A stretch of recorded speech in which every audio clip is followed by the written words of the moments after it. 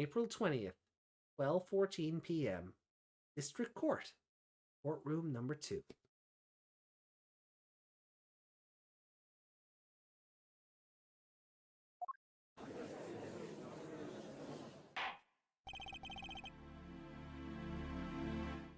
Court will now Court will now reconvene. Has our witness, Miss Olga O'Reilly, recovered? Yes, Your Honor. Well, she's regained consciousness. Perhaps we can hear her version of the events again. That's the thing. You see, she's quite fatigued. You're looking a bit fatigued yourself, Mr. Payne. Sadly, fatigue is insufficient grounds for refusing to testify. Or prosecute. The defense would like to request that Miss O'Reilly take the stand. Very well. The witness will take the stand.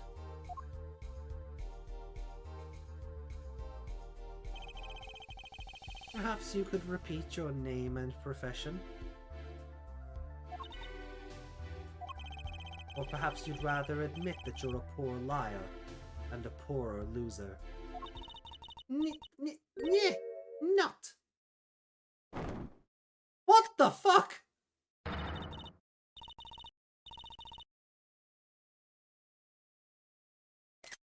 Hello? Hello?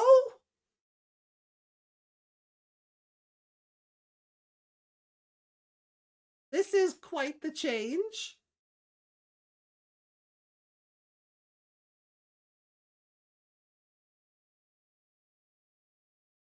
I think I need the shot of vodka.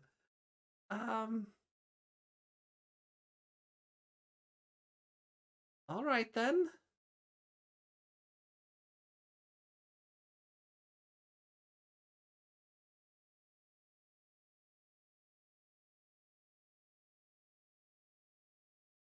Name's Olga O'Reilly. That's the truth. I'm a pro dealer. People call me Olga Quick Fingers O'Reilly.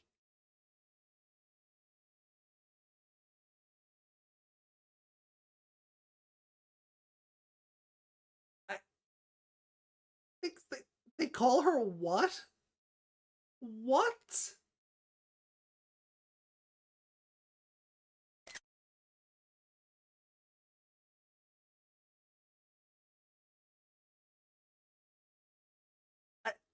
You know what? I probably deserve that. I mean...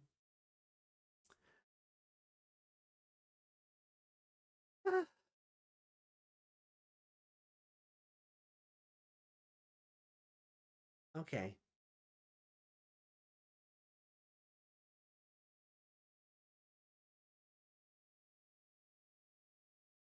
Okay, it seems her, Russian broken English is gone. So... yeah, card game emojis. People call me Olga Quick Fingers O'Reilly. Oh, really?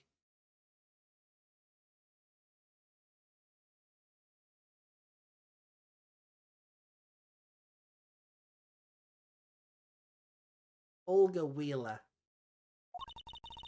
Wanna know something else? I'm not really Russian. And my last name sounds like oh really. There, that's the truth. Hope you're satisfied.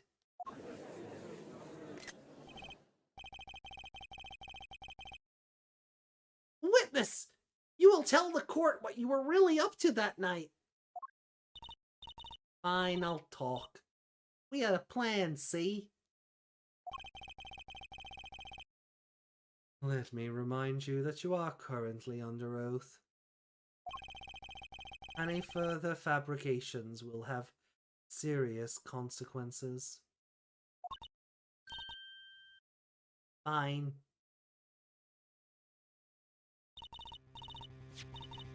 Like I said, I'm a pro. That guy Smith hired me to do what I do best. Yeah, she's in contempt of court for sure.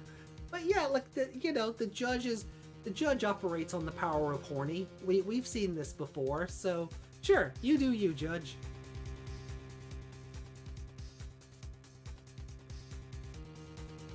That guy Smith hired me to do what I do best. I was planted at the Borscht Bowl Club several days prior to the night of the game. As a waitress. So you were in cahoots with the victim?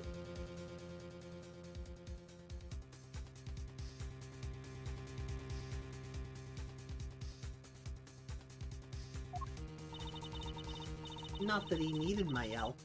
Smith is a well-known poker player in some cycles. But winning wasn't the main purpose of this game. It was about destroying a legend, the unbeatable Phoenix Wright. The plan was simple. Elegant, really. You see, he set up a trap of sorts. I was to plant a card in Wright's pocket beforehand, and then deal 5 aces during one of their games. When their hands were revealed, Smith would call them out and search Wright. He would then pull out the planted card and the trap would snap shut. You swapped the cards!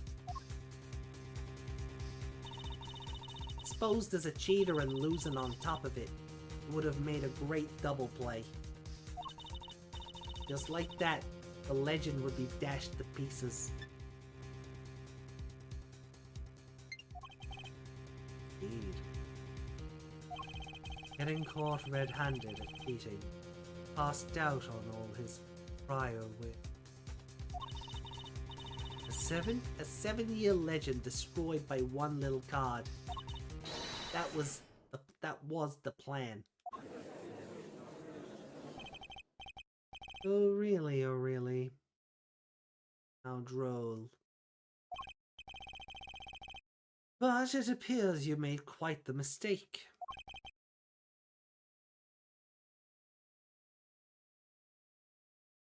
A mistake? I agree, the trap was elegant. Yet, what happened to that planted card? Hey, that's right! Lucky, I'll give him that. You'd have to be to slip free from a trap laid by Olga Quick Fingers O'Reilly. Oh, really? The witness would be much cuter if she dispensed with the evil mastermind shtick. See? The judge is still powered by... The judge is still motivated by the power of horny. The judge hasn't changed.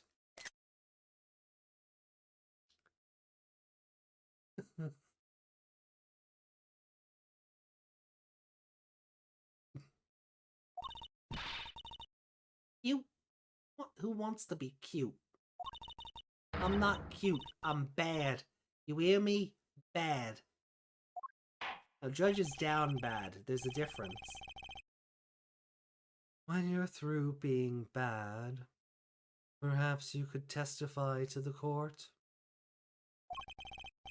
Tell us about this trap and how it was sprung.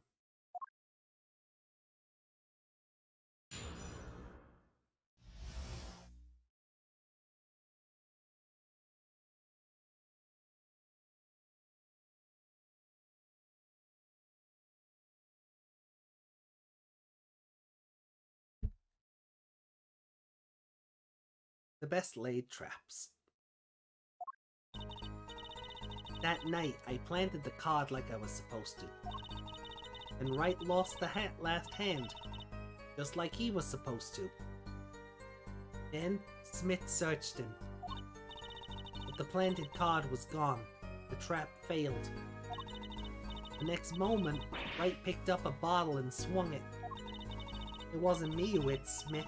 It was that no-good cheating defendant.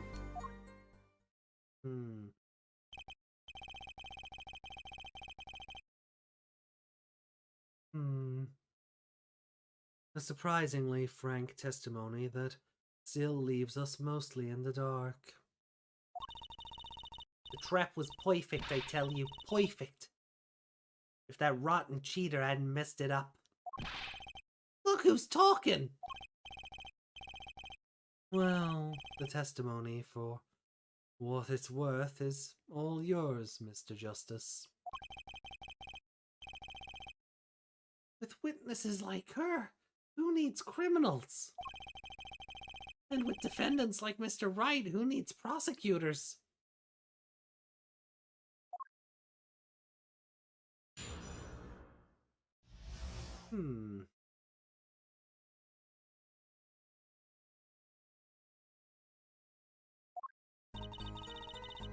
Why swing at him, though?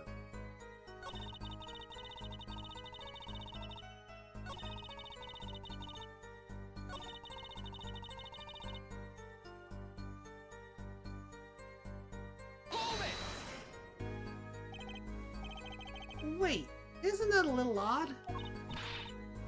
What's odd? You searched Mr. Wright, thoroughly, and found nothing? Which means he didn't cheat. Which means he had no reason to strike the victim.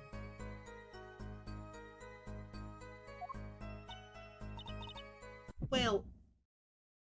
the fuck that? What was that just now? I sensed something. Something wrong, Mr. Justice?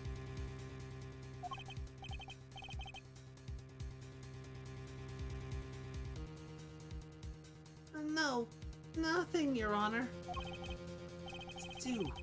Should I press her a little harder? Oh yeah, press her harder. Miss O'Reilly, you're hiding something. What are you talking about, you? Me, Quick Fingers O'Reilly, hide something. The defense will refrain from baseless accusations. I have one question for the witness, then. You say you saw the moment the defendant hit the victim. Is that true? Of course it's true. I did see it, honest. I saw it when Wright hit him. Scratching the back of her head. In my own eyes, I saw it. What's this weird vibe I'm getting?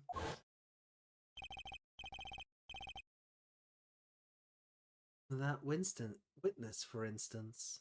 So really, she would touch the back of her neck during certain parts of her testimony. Did you notice?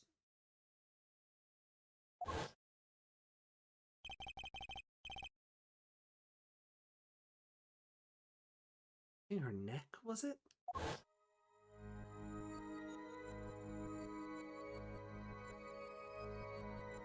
What the?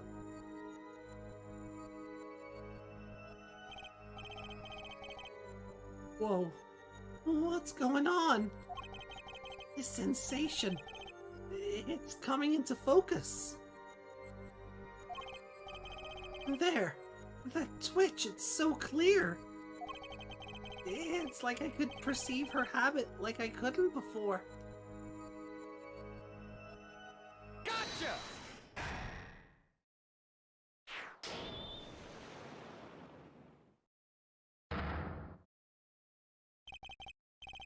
Miss O'Reilly, perhaps you're unaware of this yourself. Unaware of what? Whenever you get to a certain part of your testimony, you touch the back of your neck with your left hand. My neck? So what? Yes, Meg, no. You rolling her eyes at us?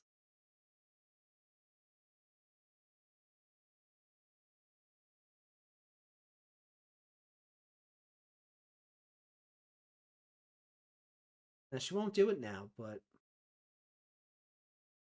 I could have sworn I saw her eyes go, like, upward.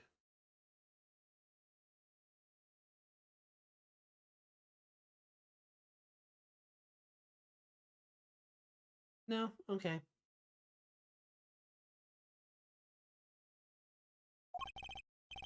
What indeed? Justice? I hadn't noticed anything of the sort. When she says that part of the testimony, she's subconsciously recalling something. Her body reacts to the memory and she touches her neck. I'm sure of it. A memory? Would someone care to explain what he's babbling about?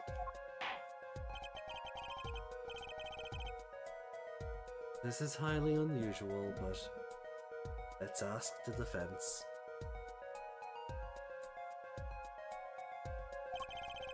You claim the witness is remembering something. Maybe you have evidence of this memory to show us?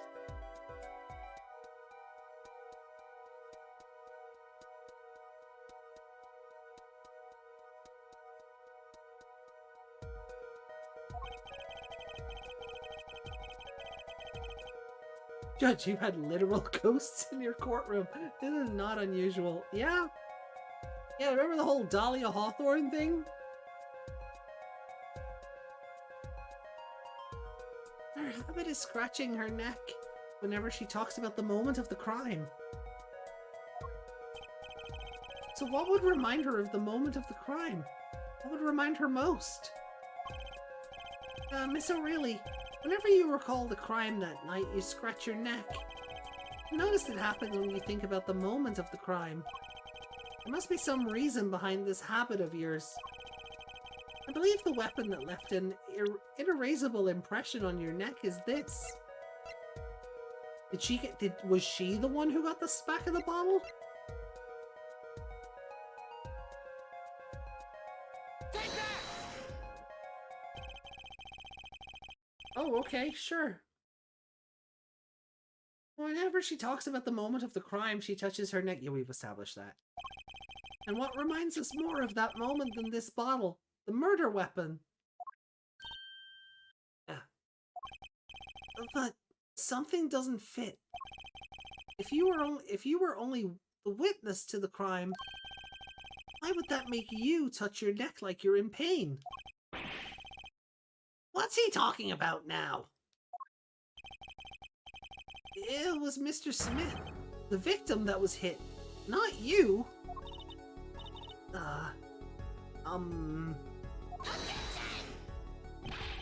This is a cross-examination, not a cross-wild conjecture. The witnesses, the habits, they're completely irrelevant. Justice? Admit, I'm a bit confused myself. It's certainly a unique cross-examination. I'll explain later. Just trust me. Now's our only chance to break her. Miss O'Reilly, please testify in detail about the moment of the crime. The very moment.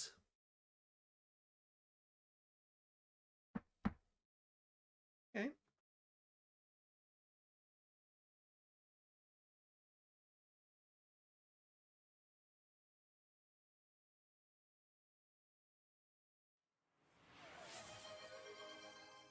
Oh, thank you for the hydrate.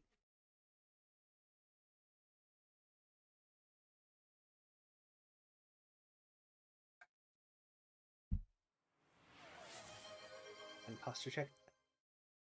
Thank you. Sitting up now. Making sure my back is straight. Thank you.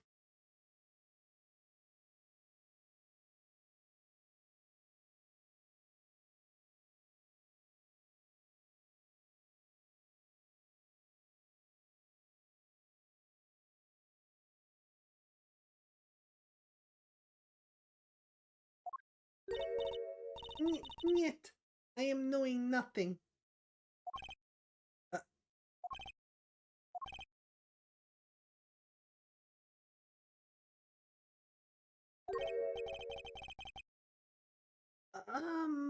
We know you're not Russian. The witness will testify, please. Now. Bah! Fine. He's the one who did it. I didn't let him out of my sight until the cops got there.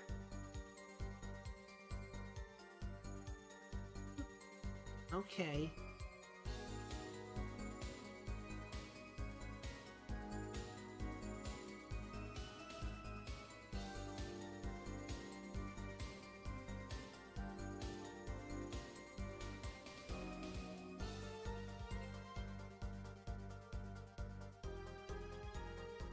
Okay, so what in evidence?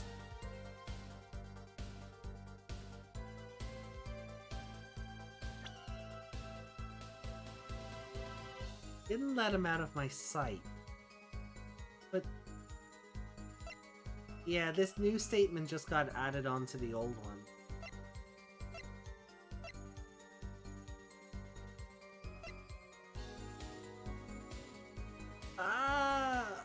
Wait.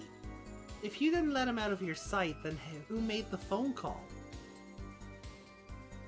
Objection! Miss O'Reilly, we have a record here that clearly contradicts what you said. It states that the police were alerted to a... It states the police were alerted by a report from the defendant. Eh? I love that she's holding her camera like a deck of cards. Actually, I really enjoy that. And we know that the defendant left the room, climbed the stairs, and made that phone call from the first floor of the Borscht Bowl Club.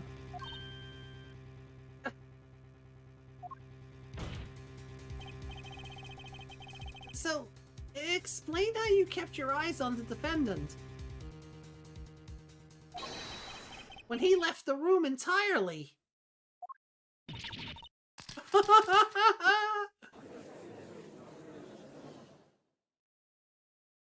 Oh, that was great.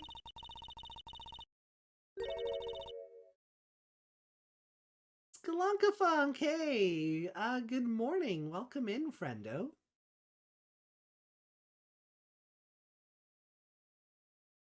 The man who's picked up a bottle and swung it that night wasn't the defendant.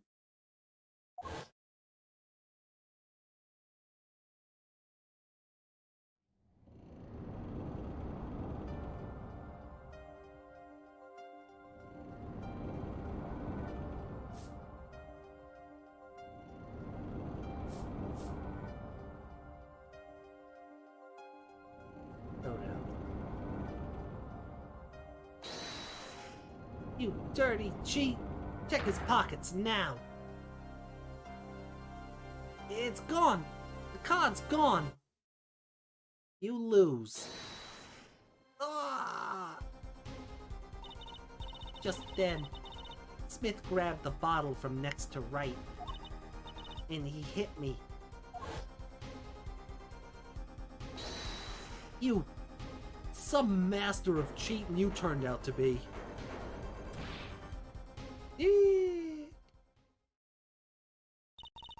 When I came to, victim was already dead. Oh wait, huh? Oh, that's Judge. Okay, hold on. When I came to, the victim was already dead. Is that it? That's why I couldn't reveal who I really was. If it came out that I was in league with Smith, I'd be a suspect for sure.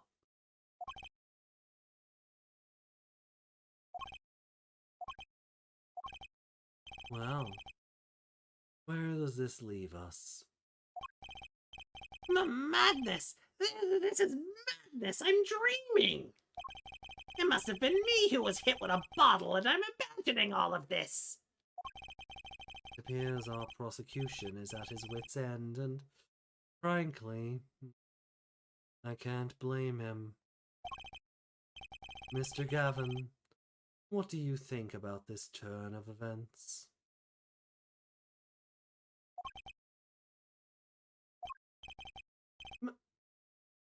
Mr. Gavin, sir? I believe that, as the defense in this case, we are compelled to call Miss O'Reilly a big, fat lie. Oh, come on, she's not fat. Come on. A big, fat liar. What? What? What? What? 3 were in that room the night of the murder. The defendant, the victim, and her. And she has a motive. A motive?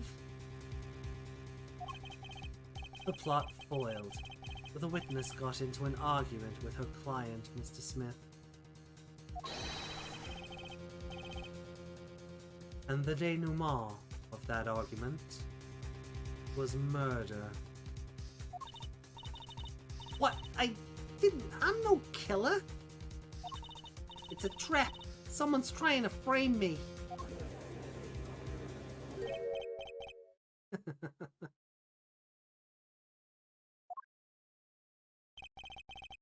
What tangled webs we weave, we practice, deceive. So tangled, we catch ourselves in the process. Mr. Wright? Such a hasty conclusion. It's not like you, Kristoph, Gavin. What are you saying? Why not consider the other possibility? That there was another person in the room at the time of the murder.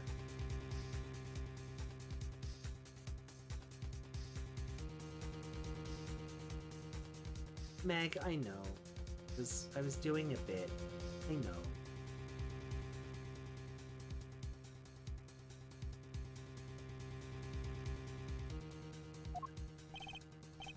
Right, like Mr. Wright was saying before recess. A single card was swapped into the victim's hand after the murder. And the one who swapped the card didn't know two colors of cards were being used. A fourth person. Ah! This theory again. Your fourth person doesn't exist. Indeed. That's why I decided to bring this case to court. Here, where there's no escape and no chance for deception.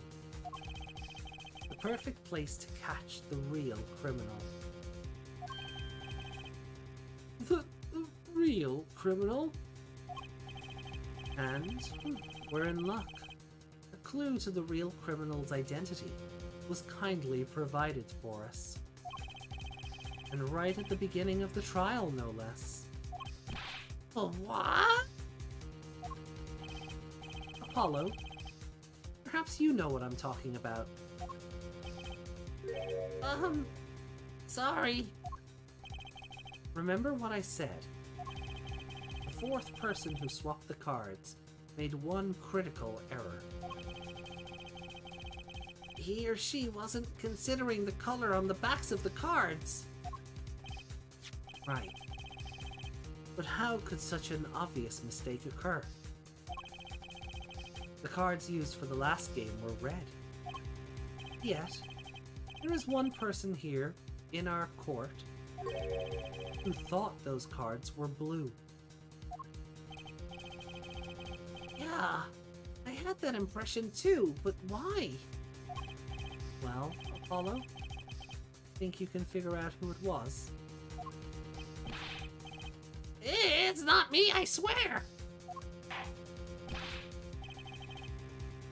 Who is this fourth person? Why do I always get put on the spot like this? Let's hear what the defense has to say. Who was it? Slipping back into Phoenix's voice was easier than I thought it would be. Because for the great Ace Attorney, it was just this, but with a bit of a twinge of an accent. So, killing the accent and going back into a regular speaking voice has been quite nice.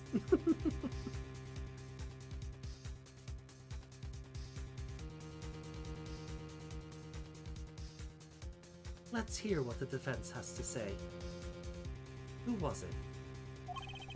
Who thought the cards used in the final game were blue? Oh. Odd.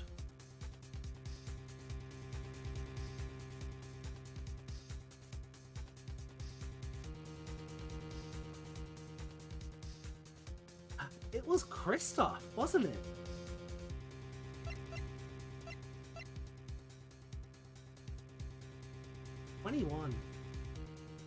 I already voted Kristoph earlier.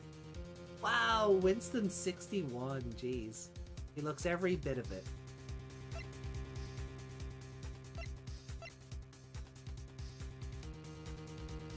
Take that!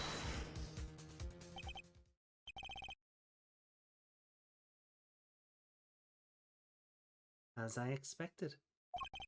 Your eyes and ears are as sharp as your hair. Huh. I was right. Kristoph Gavin, you were the fourth person that night.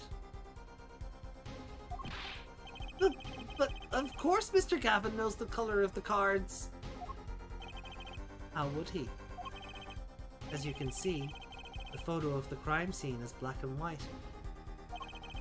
You can't tell which of the cards are blue, the ones on the floor or the table. But look! You can see the colors in this photo. Yes, but when he said the cards were blue, it was well before this evidence came to light.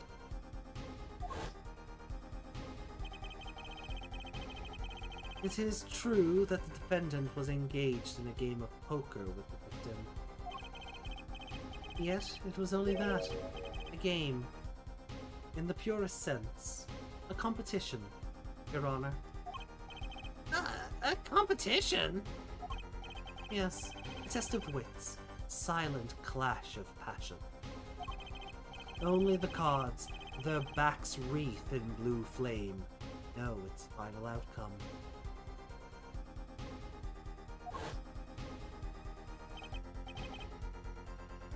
Well, Kristoph?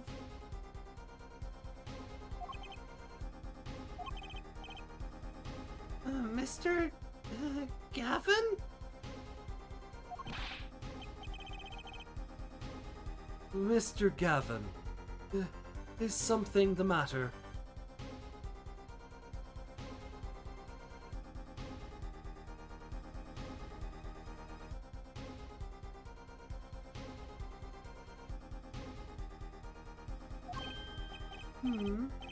No, nothing. Excuse me, it was just so sudden. Right. You aren't seriously accusing me, are you? Oh, Kristoph? You know, even I'd never take a joke this far. This has gone beyond ridiculous. Beyond dumb. This is insanity. The defendant accusing his own defense attorney of murder. I assure you, I'm quite sane. But what possible connection could Mr. Gavin have to the victim?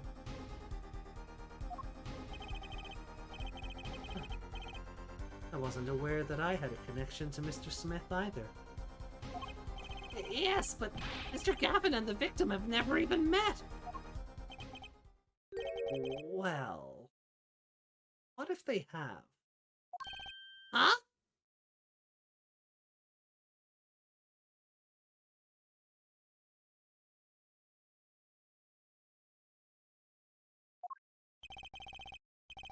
There is a possibility, after all.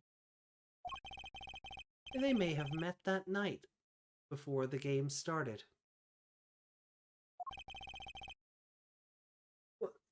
What are you suggesting? Is this the truth Mr. Wright was staying silent about? Well, we've only one thing to do. Mr. Wright. Objection! The defense? The defense would like to request no such thing.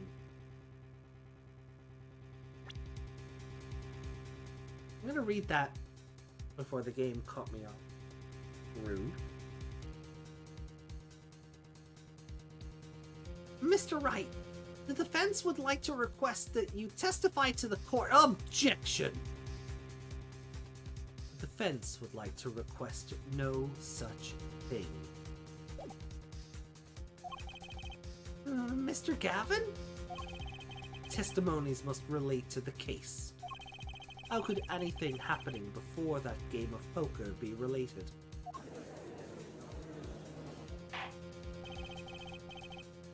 I'm not sure I follow, Mr. Gavin.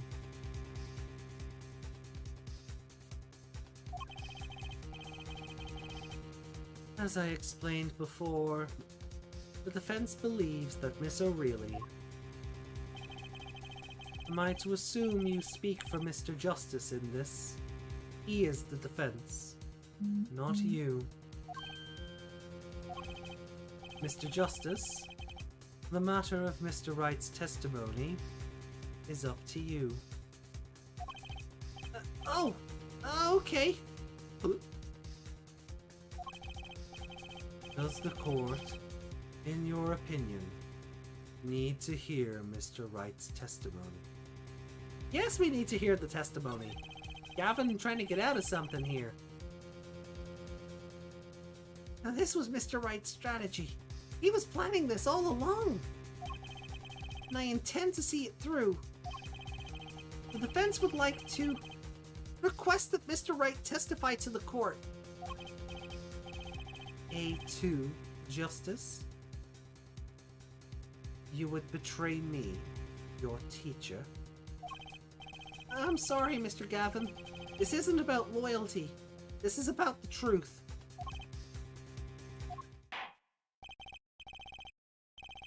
Very well.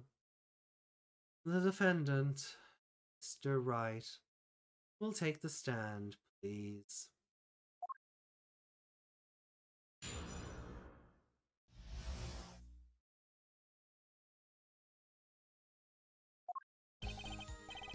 That evening, Kristoph and I had dinner. We sat at the table in this photograph. Shady Smith walked in 5 minutes after Kristoph left. When the trap failed, Smith hit the waitress. The girl was knocked out cold and Smith was uncontrollable. I left to call the police. When I returned, he was dead, blood streaming from a cut on his forehead.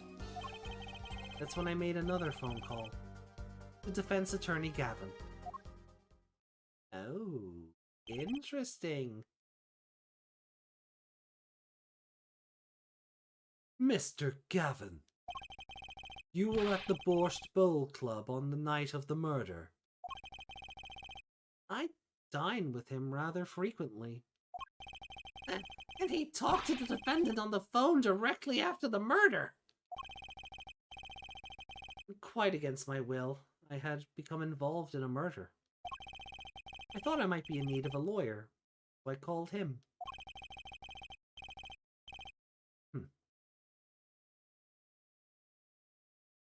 You were planning this all along, weren't you, Wright? Just because you wanted to drag me into your little murder trial. The only thing I want is the truth. As I did back then, and now. I thought my office was doing you a favor when we took on your defense. It appears that I was wrong. Very well. The defense may cross-examine the witness. Justice. Sir! He's lying. and you're going to expose him. Understood, sir. Mr. Gavin versus Mr. Wright. This can't end well.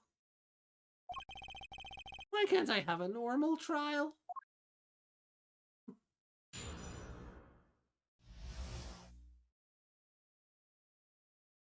Right.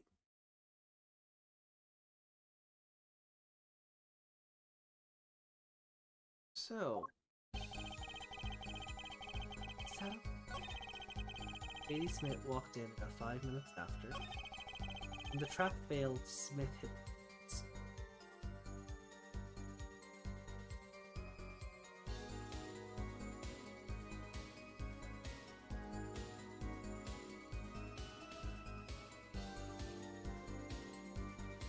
Insert meme of Homer looking at the barbecue box. What a nice normal try. Why doesn't mine look like that? Oh, wrong one. Hold it! About this failed trap. This is the same trap that Miss Olga O'Reilly mentioned. Do we need the flashback? Really? Plan was simple. Elegant, really. You see, we set up a trap of sorts. I was to plant a card in Wright's pocket beforehand, and then deal 5 aces during one of their games. When their hands were revealed, Smith would call him out and search Wright. He would then pull out the planted card and the trap would snap shut. You swapped the cards! Just like that, the legend would be dashed to pieces.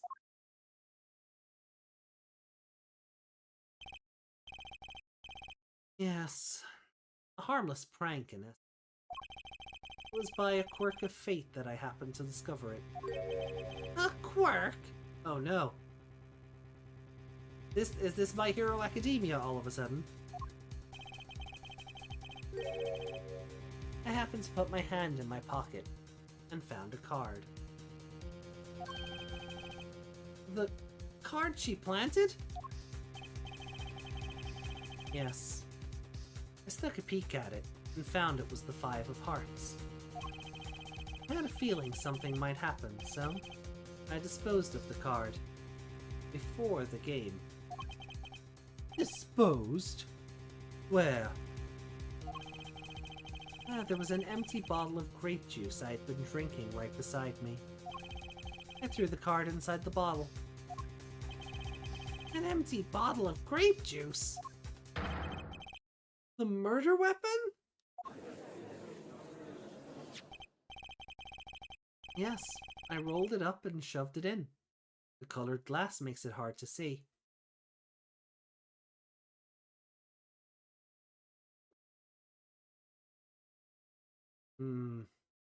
Okay, right. Okay.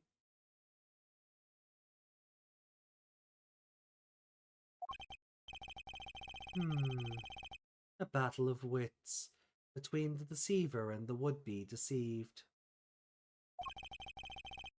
That sounds like a terrific drama. Card inside the murder weapon? That's strange. Did the police miss it in their investigation? Maybe I'll take a look.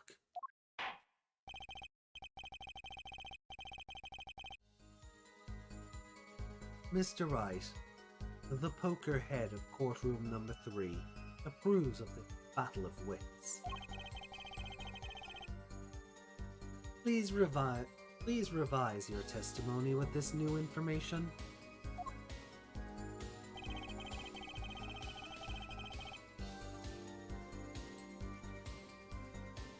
I discovered the trap during the game and disposed of the card in the bottle.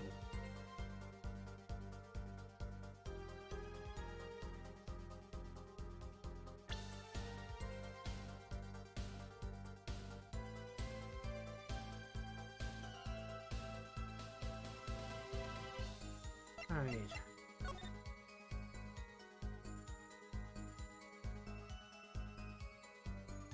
There is nothing here. bottle is completely empty.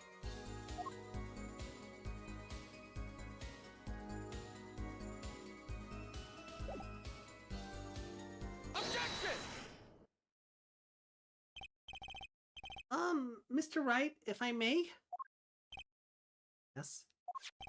I've examined the bottle and I don't see any card in here. No?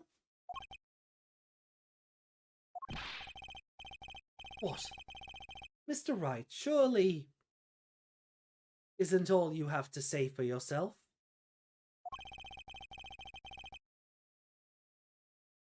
I can't say that I know what happened to the card. I did put it in that bottle, however. Huh? Perhaps a fifth person came and took it out. Oh, a sixth person could have helped. Mr. Gavin, Mr. Wright is your client. Actually, he's Apollo's. You said that. My apologies, Your Honor. I won't have you disparaging our investigation either.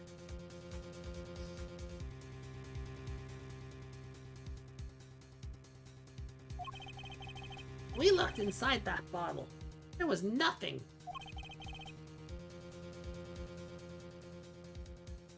So what's going on? Mr. Wright hoodwinking us again? Or did the card just disappear?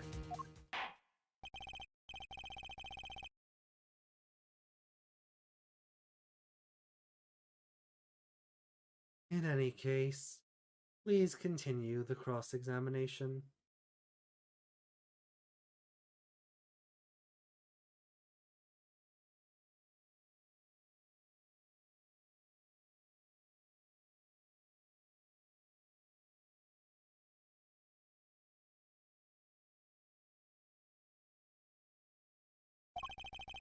I'm afraid decisive contradictions call for decisive evidence.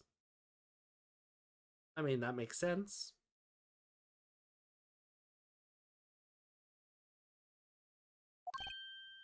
Oh, Push him harder, Justice. Break him.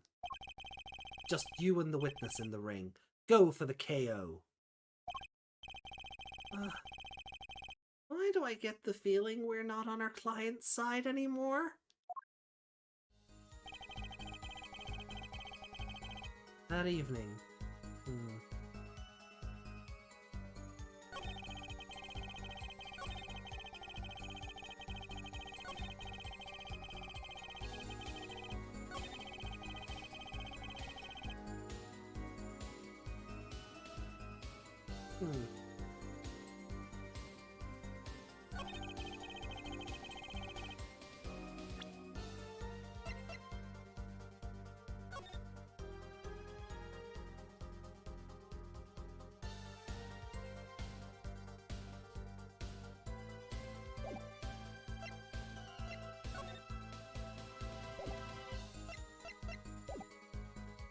Wait a sec.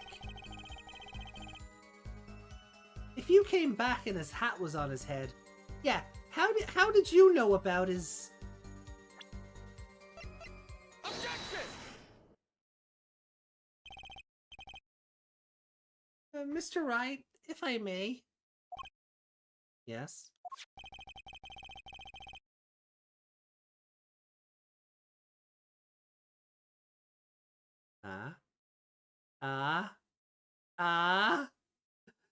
Take a look at this photograph of the crime scene.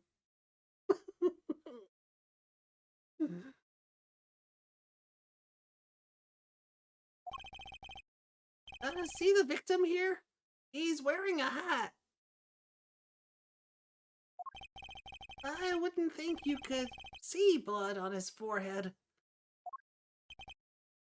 Oh, good point. Justice, next time you point out an inconsistency, put a little more oomph into it.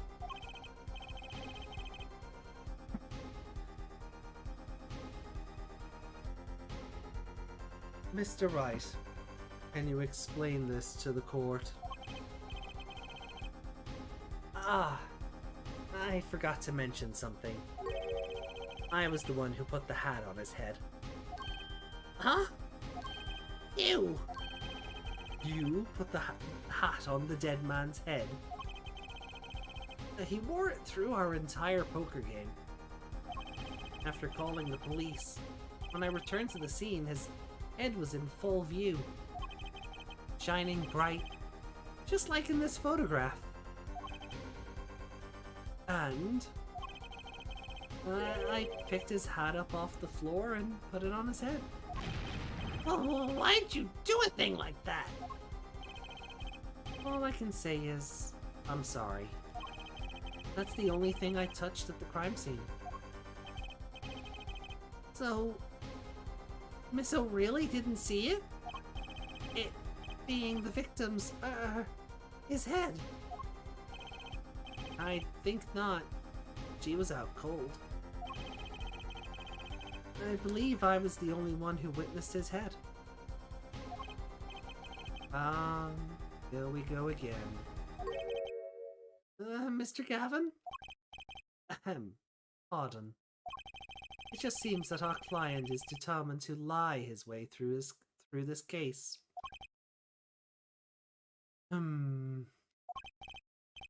Hey, he's still our client, isn't he? Isn't he? I believe that's enough of that.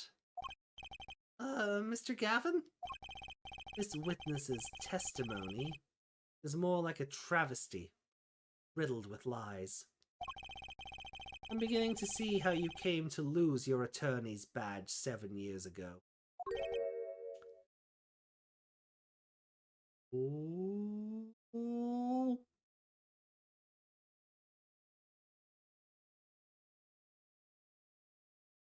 Because Phoenix Wright never had a clue about touching evidence and fucking up crime scenes. Right? Right? We did that all the time in the original 3 games. This is nothing new for Phoenix. It's just who he is at this point.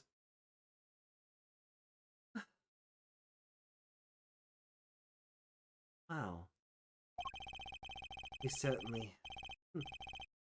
You certainly have a unique way of treating your clients, Kristoph. I never knew. I believe it was you who threw the first stone. Mr. Wright, if you intend to ever tell the truth about this case, it's now or never. He literally used to pick up evidence and put it in his pocket and forget till the end of the trial. Yeah, and then use it to Deus Ex Machina his way out of trouble. After having the obligatory Mia talking from the dead.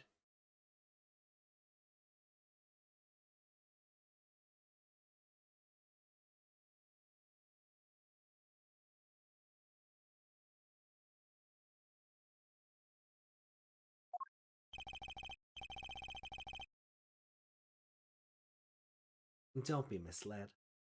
I haven't told a single lie here. Huh? When I noticed the trap, I put the card into the bottle to dispose of it.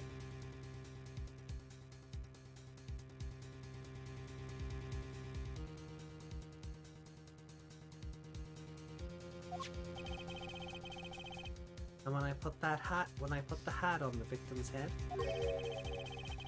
let's just say I had a reason for doing that as well. Reason? That reason is right here. Your cell phone? That night, recall that I spoke with defense attorney Gavin after calling the police. Just in case, I recorded our conversation. That's entrapment.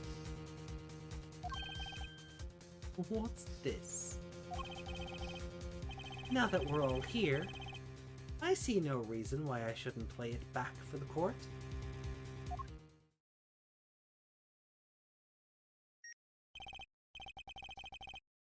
Kristoph, I seem to be in a bit of trouble.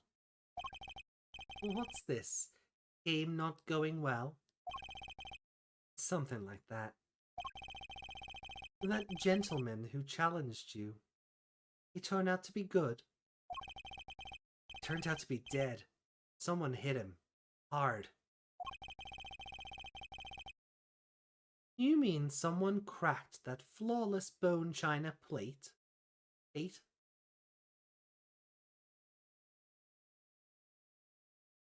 Not sure if typo. Hey Phoenix, remember that thing in your pocket that nobody else saw, so they can't verify that it's actually evidence? Yeah. It wasn't you, was it? Me? Please.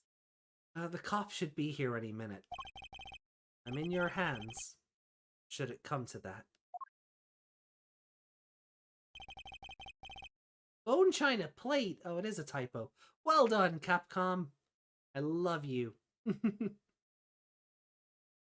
I should start making a counter for when we have an Ace Attorney typo, or just a Capcom typo in general. Bone china plate. Kind of porcelain, very smooth and shiny, and not plate, but pate. Oh, okay, I'm wrong. Forgive me, Capcom Kami-sama. I will grind Exoprimal for you, I promise. Yeah. I believe he was referring to a certain gentleman's balding forehead.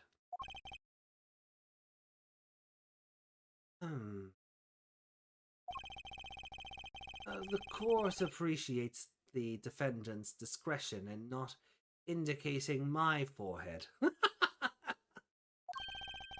a second. Something's not right about that phone call. So, after Mr. Gavin ate dinner with you, he left the Borscht Bowl Club? Most certainly. Can I just say, I love this shot of Phoenix. I really do. Like this. This is great. I love this.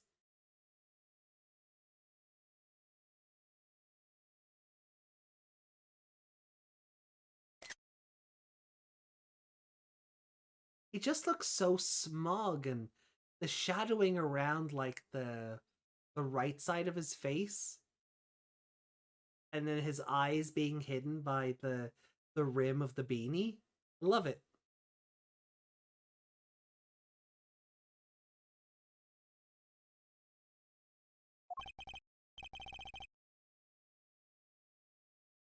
Then how did he know? Right, nope, Apollo's voice. Then how did he know? When did he see this bone china plate? Oh. That's right. Yes. That was when I began to see my good friend in a different. Troubled, I returned to the crime scene, and when I spotted Mr. Smith's head again, I realized exactly what was wrong. Well, Mr. Gavin, the stage has been set. Perhaps he would like to explain this to the court. Exactly how did you come by your privileged knowledge of the victim's head?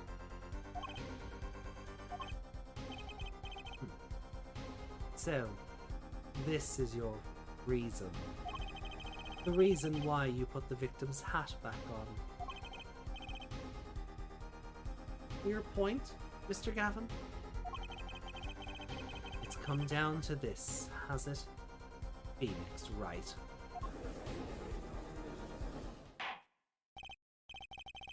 Order! I will have order! Mr. Payne!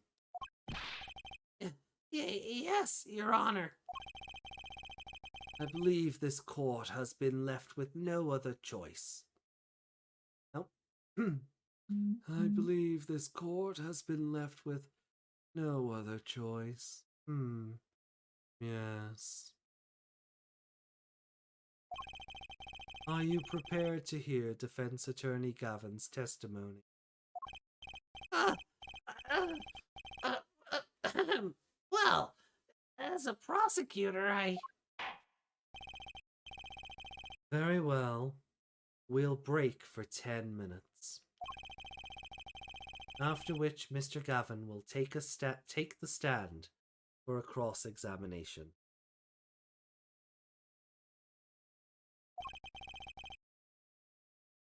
Are we all clear on that? Crystal clear.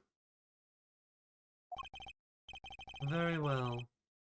This will be the final recess for the day. Ooh, okay.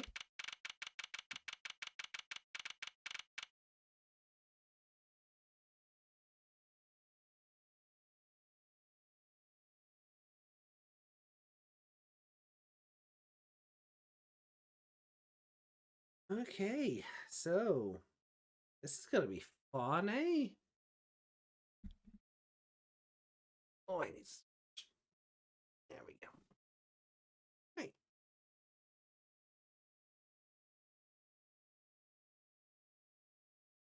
April 20th, 2:32 p.m.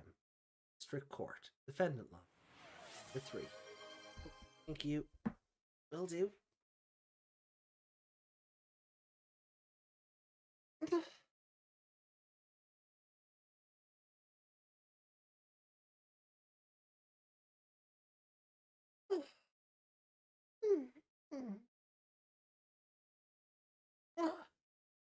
Oh, oh, the shoulders really need that. They get awfully stiff just sitting here for a couple of hours straight.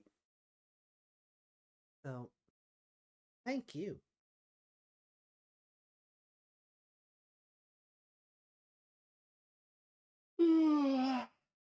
Okay. April 20th, 2:32 p.m. District Court. Defendant Lobby. For 3. Mr. Gavin and Mr. Wright are both in the judge's chamber. Who'd have thought today would turn out like this? May I? Whoa! Huh? What?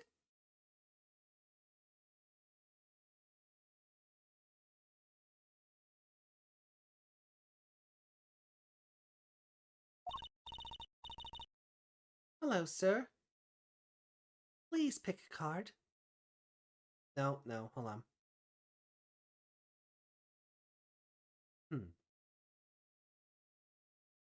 Hello, sir.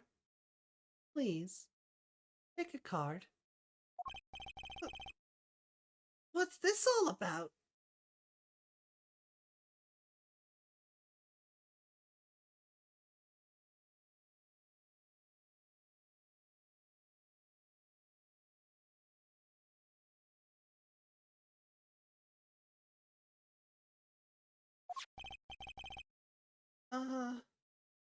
Is this one okay? Excellent. I have a message for you. Last hand is about to be played. You'll need a trump card to make it. A trump card? The card you have chosen is magical. Use it wisely, and the game is yours. That's all.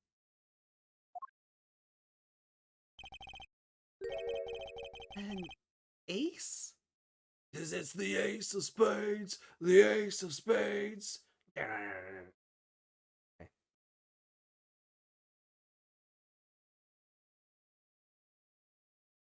Remember that card from? No. An ace? Where do I remember that card from? Mr. Smith's hand has 3 aces, and Mr. Wright's 2. It is 5 aces in all.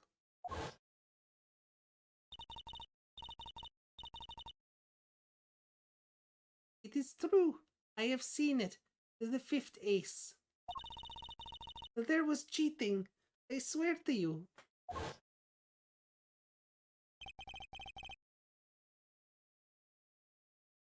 Look who made the cards. Capcom Osaka, Japan, 2007. Cool.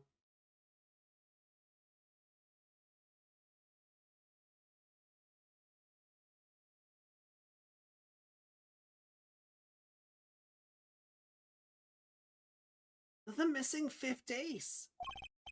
Wait. This blotch of red. Is this blood?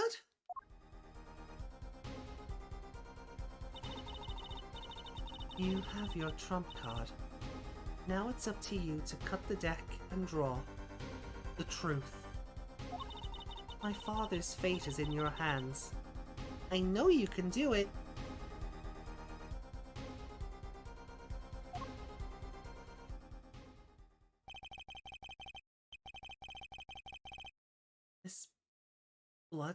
This blood-stained card is my trump card for finding the truth?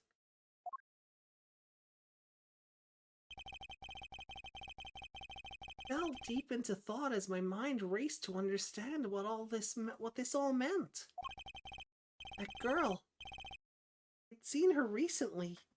But where? That's when I made the connection.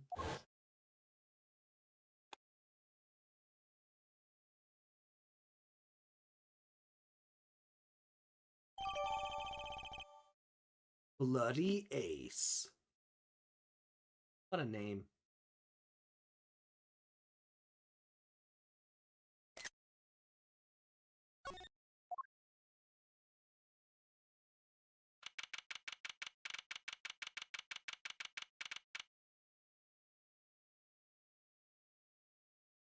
April 20th, 2:45 p.m. District Courtroom number 2. Sorry, District Court, Courtroom number 2. Court will now reconvene. Yes.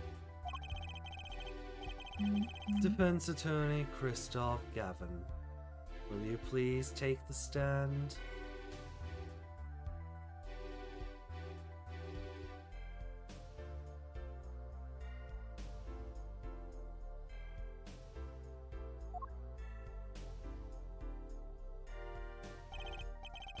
Now then, if you would, Mr. Payne. Yes, Your Honor. Well, Mr. The witness, state his name and occupation. Is this farce necessary, Your Honor? Believe me, far stranger things have gone on in this courtroom. I've seen a parrot cross-examined. Fine. I'll play along.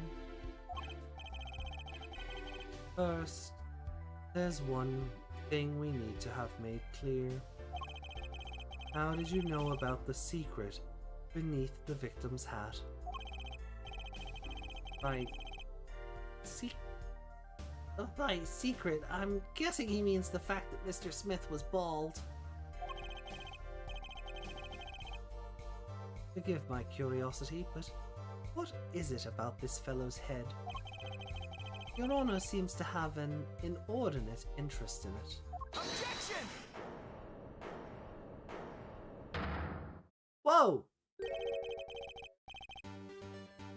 Whoa! Is this legal?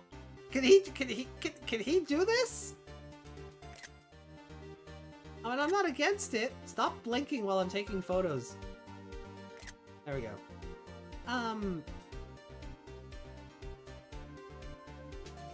Is he just allowed? Whether he can or not, he will. He's Phoenix goddamn right, I suppose. I wouldn't call it inordinate, Mr. Gavin. Mr. Wright? What do you think you're doing right? Things sure look different from the other side. You know what I mean, Apollo?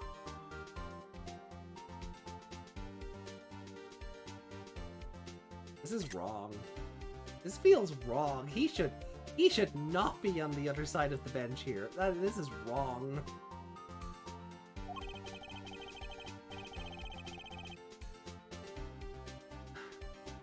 Speaking of looking from the other side, let's consider something for a second.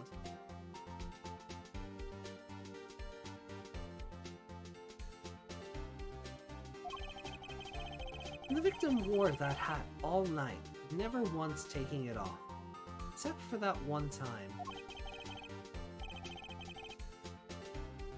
That one time, it being the instant he was hit. Oh. When Mr. Wright returned from reporting the crime, the hat was lying on the floor. And Mr. Wright picked it up and placed it on the victim's head. In other words, in order to have seen Mr. Smith's bald head, he would have had to have been there in the hideout at the time of the crime. In other words, I must be the real killer. Is that what you're trying to say?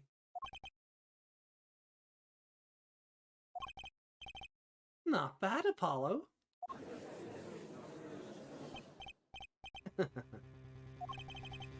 Mr. Gavin.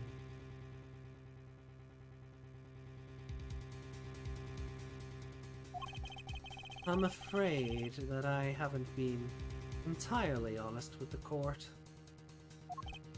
Well, what? Oh, I assure you, I had the noblest of intention. I did it all to protect my client, Mr. Wright.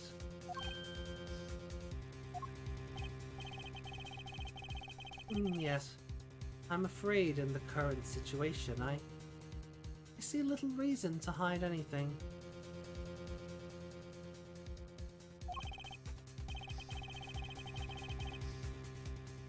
Very well. Allow me to tell you the truth of what happened that night. Finally, you may begin your testimony. Tell us, how were you involved in the events of that?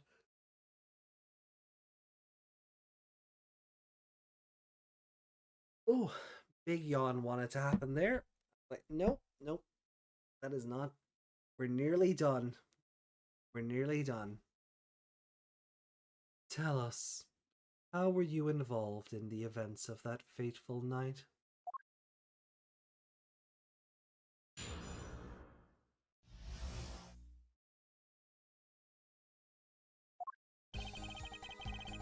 The rage I sensed in that man that night troubled me, so I returned to the club.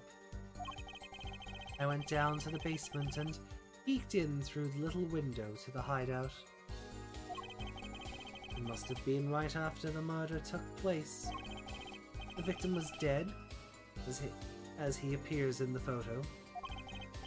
A bald head, an unconscious girl, and Wright holding a bottle in his hand. I sensed that was not the best place for me to be at the time, and so I left. That's when the call came from Wright.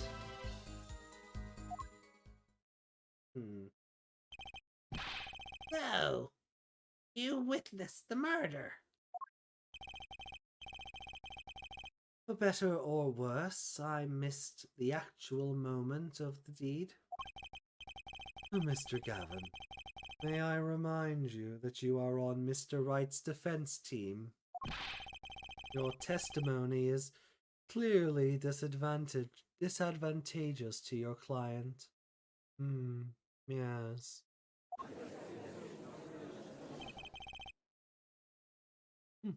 What else could I say? I'm standing on the witness stand after all. So you are, Mr. Gavin. And you had to testify as you just did. You had to tell them you saw the scene of the crime through that little window. Mr. Wright? You had to say that. Because that was the only probable window of opportunity. Right, Apollo? Oh, Mr. Wright, the defense should do the cross-examination, not the defendant. Mr. Justice, are you prepared? Yes, Your Honor. I can't believe I'm going up against Mr. Gavin. This trial is getting weirder and weirder.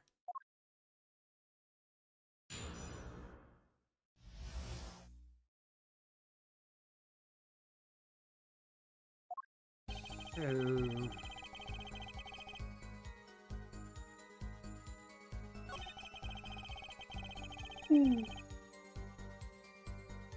Okay.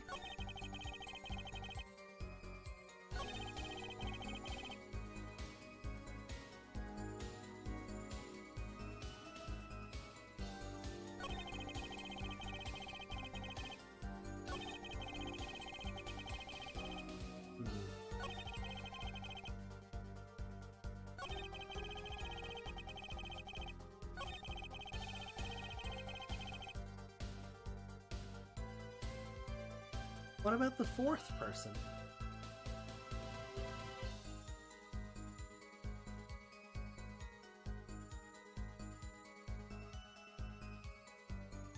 Hold it!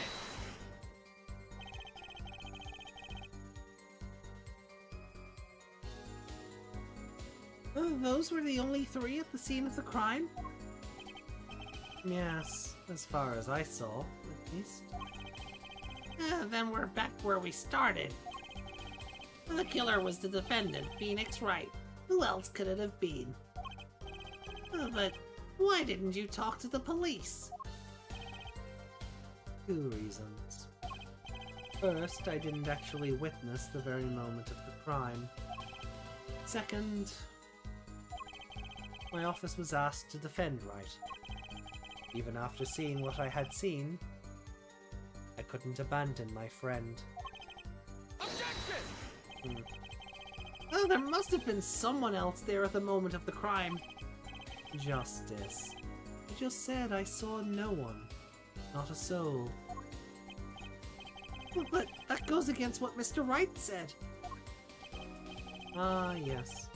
This mysterious fourth person, who would conveniently be the real killer, I suppose. Glad to see we agree, Mr. Gavin. Let me pose a question then. Tell me, what possible reason did the real killer have to swap cards in the victim's hands?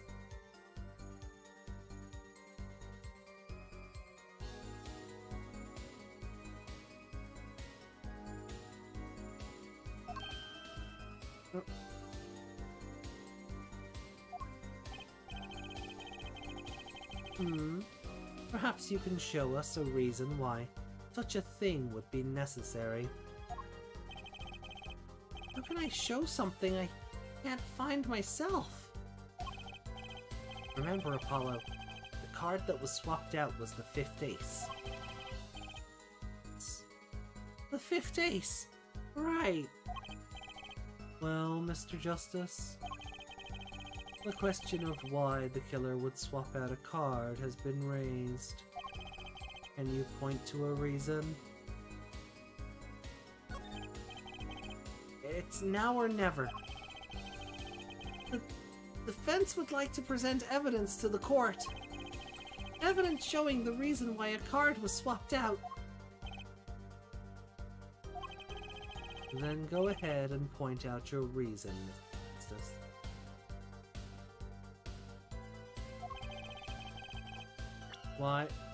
Why did the killer take the fifth ace?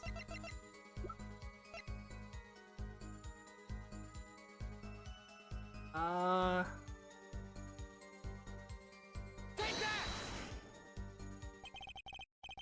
that! My reason is, this. Is that an ace?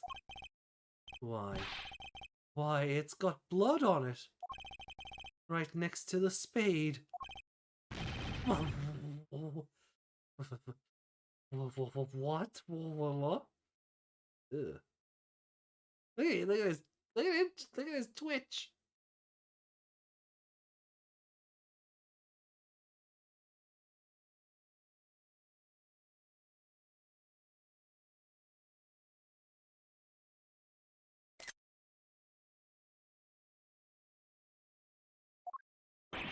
Now this is insane.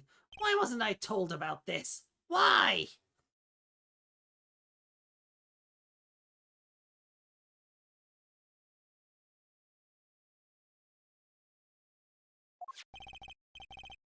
Could this be?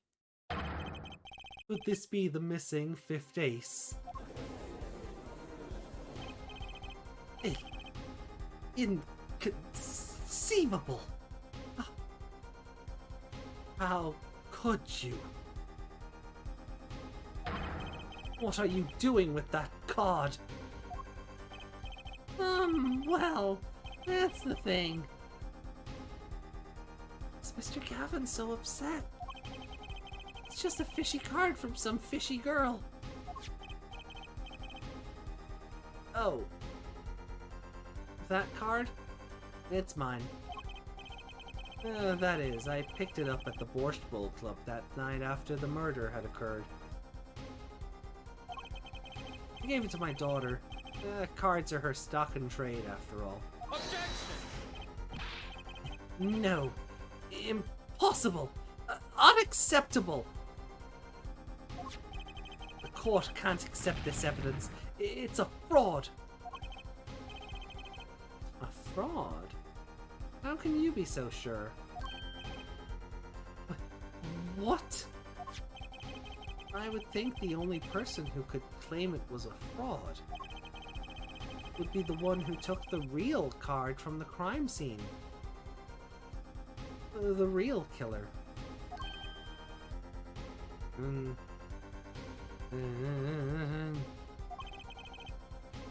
Allow me to elaborate.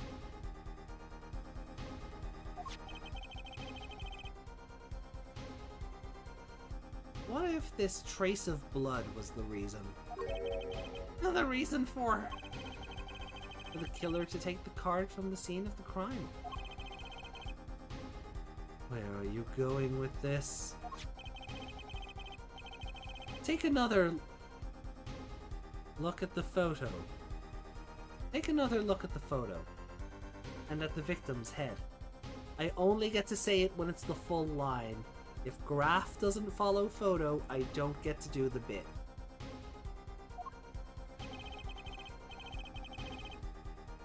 At the moment of the crime, his hat fell to the floor, and a trickle of blood ran from his forehead down the back of his head. Couldn't a drop of that blood have fallen on one of the cards?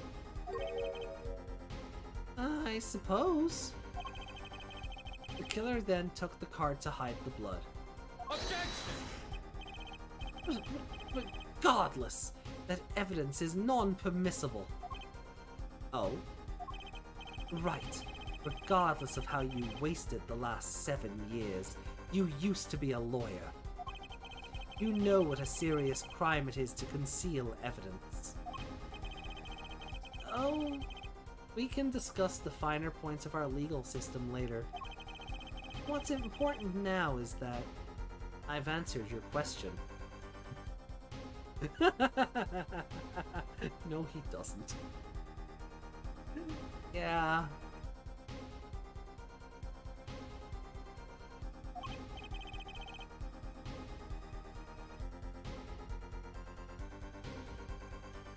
What are you talking about?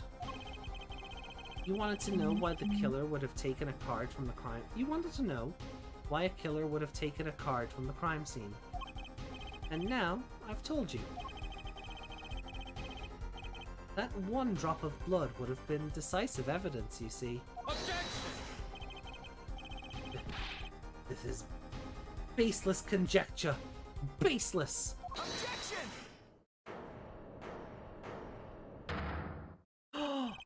Oh, I assure you, it's quite based.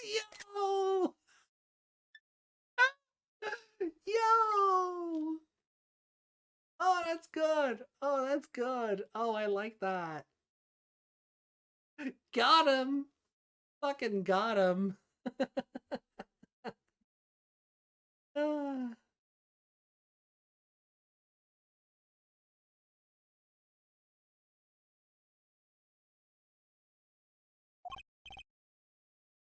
What?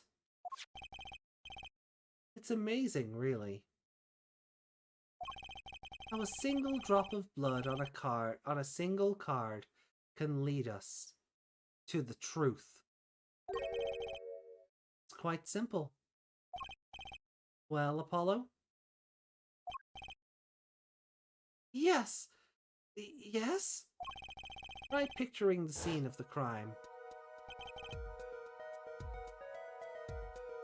Try picturing the scene of the crime in your head.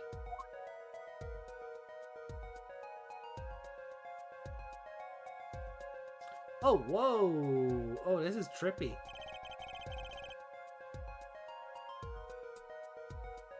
You can tell this is where the series went from Game Boy Advance to DS, can't you?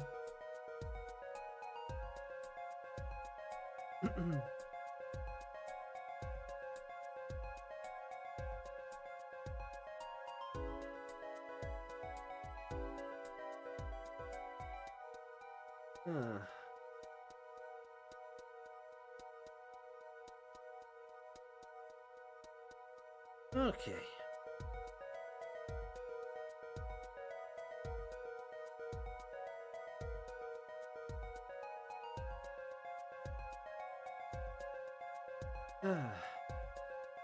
Sorry. Just hydrating.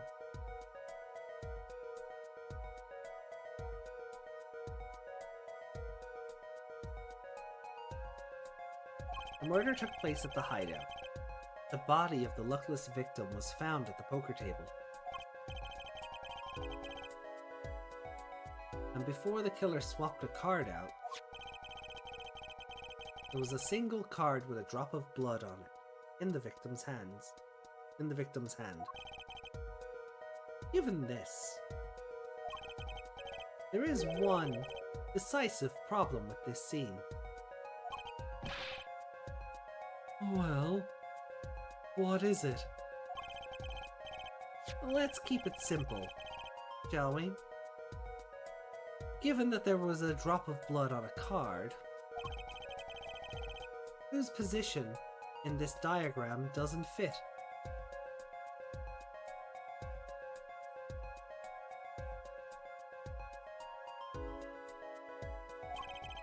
The victims, the killers, the witnesses, the second witnesses? Whose position doesn't fit with the bloody card? Ooh. The victim, right? Because... damn it, I can't access the court record from here, right? But the photo where we see the blood stain, his head is tilted back, right? So that means the blood would trickle to the floor, not the cards. So if the victim was truly bludgeoned in his chair, that doesn't track, right? Take that! Well, isn't it the victim's position that's the problem? I don't follow your logic here, Mr. Justice. Well, look, the victim was struck on his head, sending him back in his chair. You think, okay, cool, yeah. You think any blood would fall behind the body, not onto the table in front of him? Ah. Take a look at the photo again. If he bled in this position, then the blood would fall on the floor, not on the cards. Why, that's right. So, what does this mean? Incidentally, we were sitting in swivel chairs. Swivel chairs? Oh man. Apollo, try turning the chair around.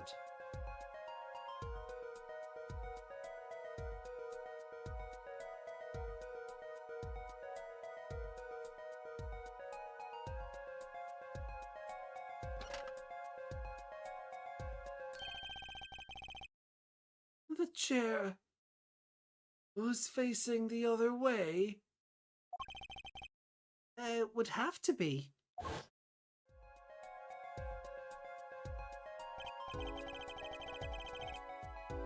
So, we have to assume that at the time of the murder, the victim's chair was facing away from the table. So what, he got struck, stumbled back into the chair, and it spun around from the force of him falling back into it or something? When Mr. Wright returned from informing the police, which way was the chair facing? Oh. When I came back to the room, the body was facing as seen in this photo. Oh yeah, look, they are swivel.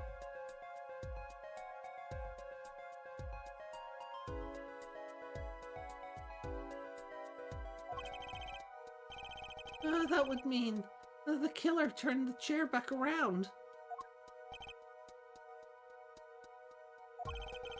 Let's take the next step. Look at the diagram once more. We know the victim was facing away from the table at the time of the murder.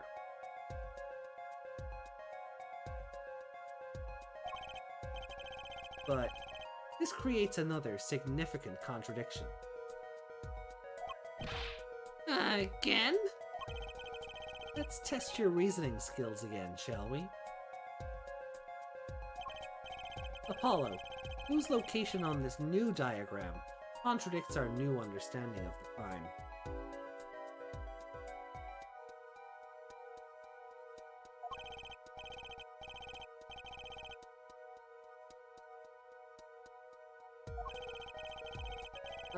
Yeah, I mean, Meg, I agree. Nobody can hit him from this angle because this thing's in the way.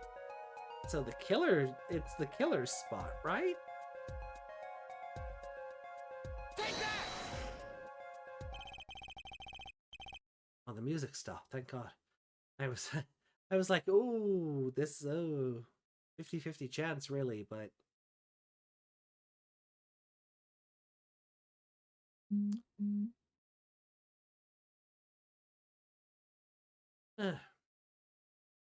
The victim was struck from the front, correct? Kristoph pop him through the windy. Indeed. Well, wouldn't it be hard for the killer to hit him from the front? Sitting where his indicator currently is. I would think... Oh, wait, was that Phoenix? No. I would think it'd be quite hard, yes. Phrasing. Yes, but what you're saying makes no sense. Why would the victim suddenly turn to face the wall in the middle of a game? I believe a sufficient reason will soon come to light. What? Something in this diagram that makes far less sense, actually. Look again at the diagram.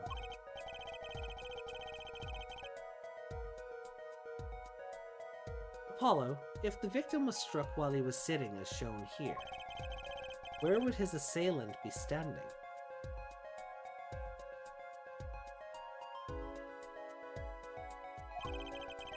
Try marking it on the diagram. Well, this is what we were talking about. What? But... No room to put a mark where the killer should be. Don't worry. Let's think it through and see what we find. We know the victim was facing toward the wall at the time of the crime. It's the only thing we know for sure. Try to forget about everything else. Where would the killer have to be standing to strike our victim from the front?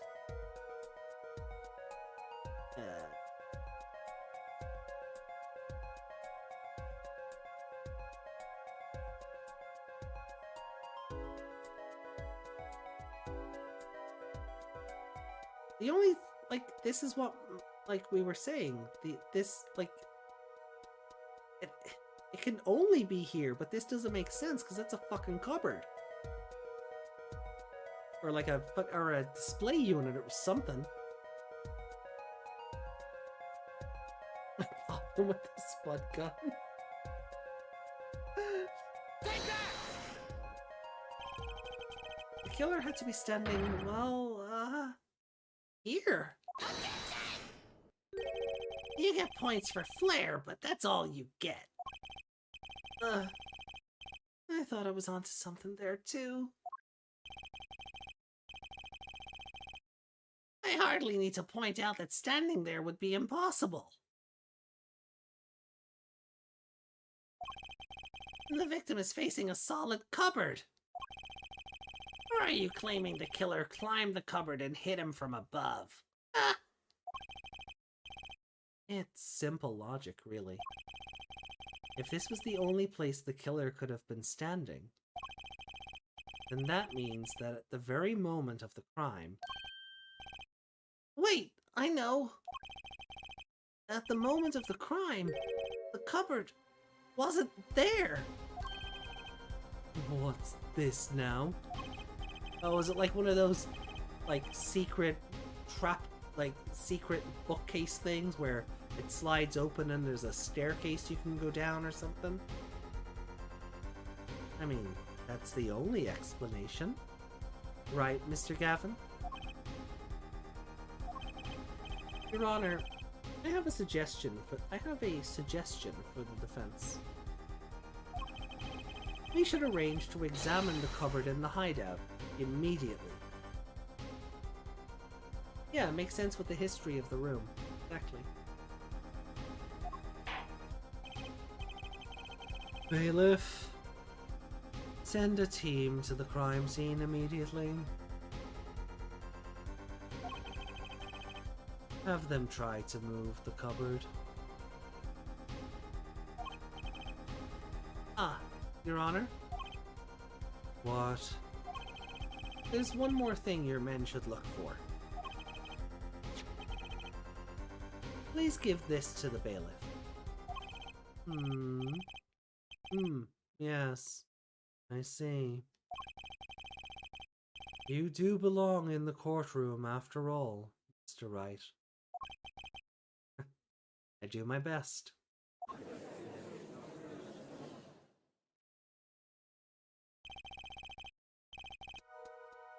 But let's forge ahead while we wait.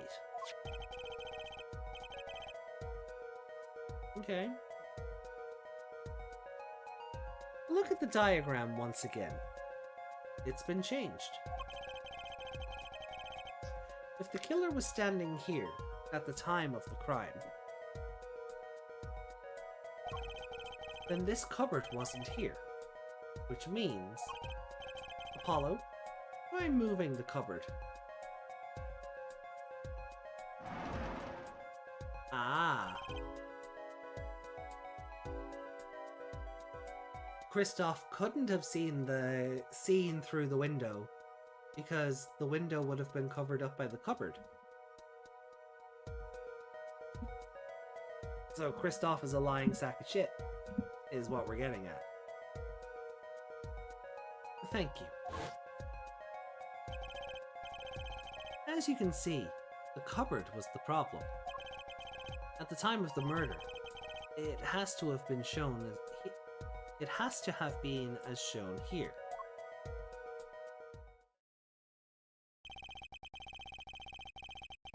Now, everything is in place to reconstruct the moment of the crime. Oh my. What's this? What is it now? Look at the diagram of the crime scene once more. It appears we found yet another contradiction. What I believe to be the final contradiction, in fact. Huh? Oh, dang! Notice something, Apollo?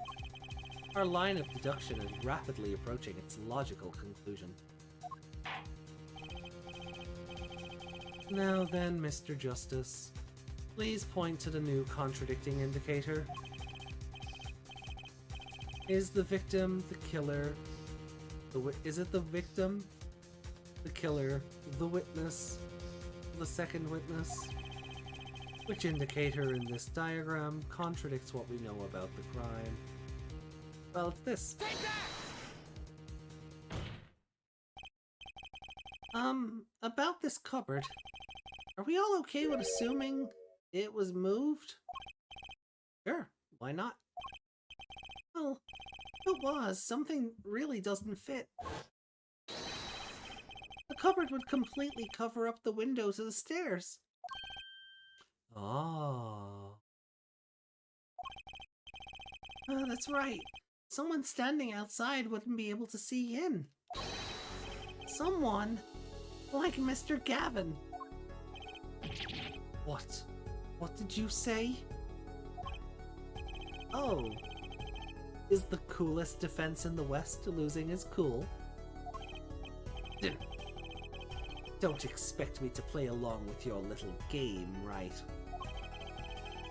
It's only a game until someone gets killed, Mr. Gavin. And someone was. While the window to that room was blocked by a cupboard.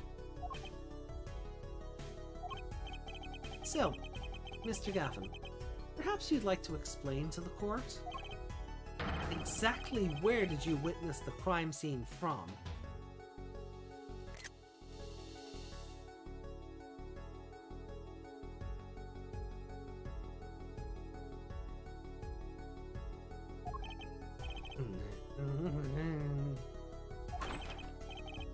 Excuse me, Your Honor! Order! Order! This is a court of law, and I will have order. We just now received word from our investigative team at the Borscht Bowl Club. They've examined the cupboard in the hideout, Your Honor. Oh? And what did they find? Well, Your Honor, it turns out there was a secret passage behind it. Yo! Called it. What? Yes. Yes. I believe I mentioned something of the sort before. This is one of the tricks to the room many of our regulars know about. Do you remember him saying something about that? Did he mentions it? A secret passage is a handy thing when you're... A secret passage is a handy thing to have when you're engaged in illegal goings-on. You never know when you might need to duck away from the eyes of the law. So, the room has a secret passage? Oh, where does it go?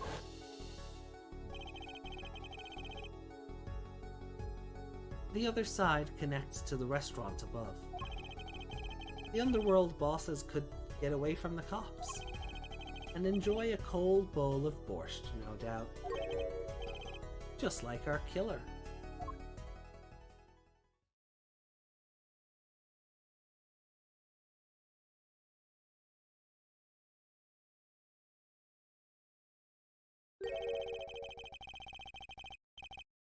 You see where our line of simple deductive reasoning has led us, Apollo? I see it, but I don't believe it. The girl wasn't kidding when she said I needed this trump card for the last hand. At the time of the murder, The window was blocked and the victim's hat was only off his head for the few minutes between Mr. Smith's murder and Mr. Wright's return from calling the cops. In other words, the only place anyone could have seen the victim's bald head was from inside the hideout. Well, Mr. Gavin, come on, say something.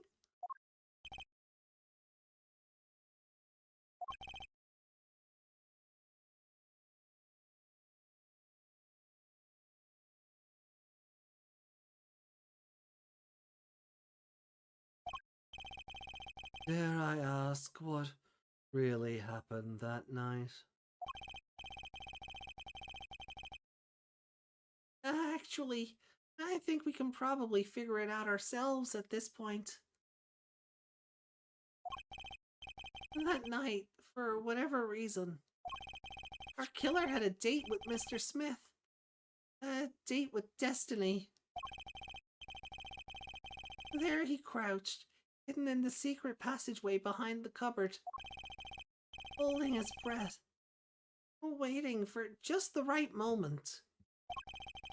Then, the chance came, and he took it. Ah!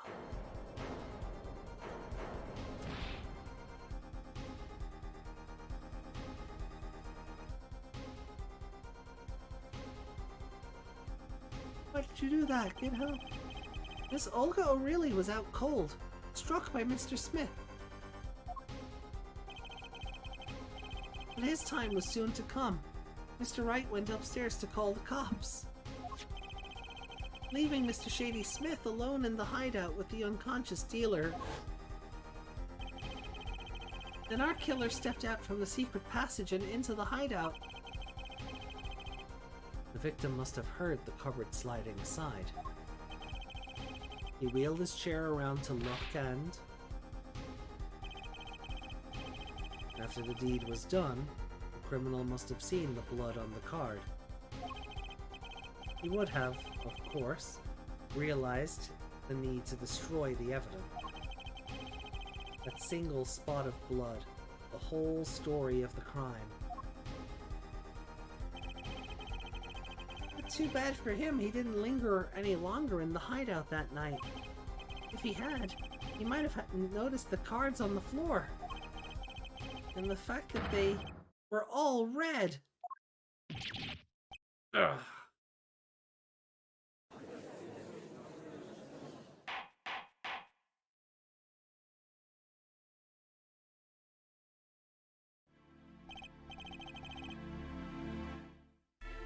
Well, it seems this trial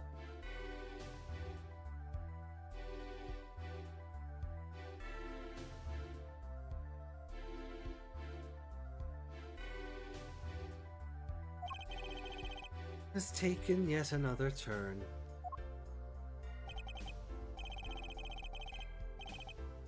I'm truly, truly sorry I had to see this day come, Mr. Gavin.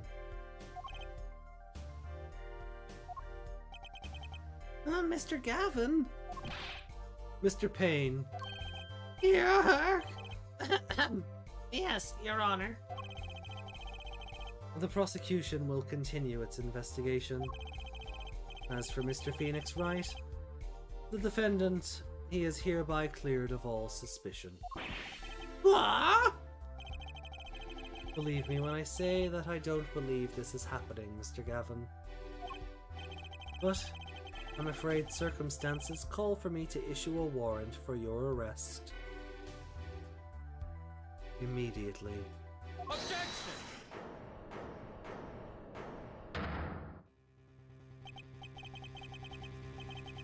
Oh. No need to apologize. I rather enjoyed myself. It's not every day you get to witness a legendary attorney's dirty tactics firsthand. Your point, Mr. Gavin?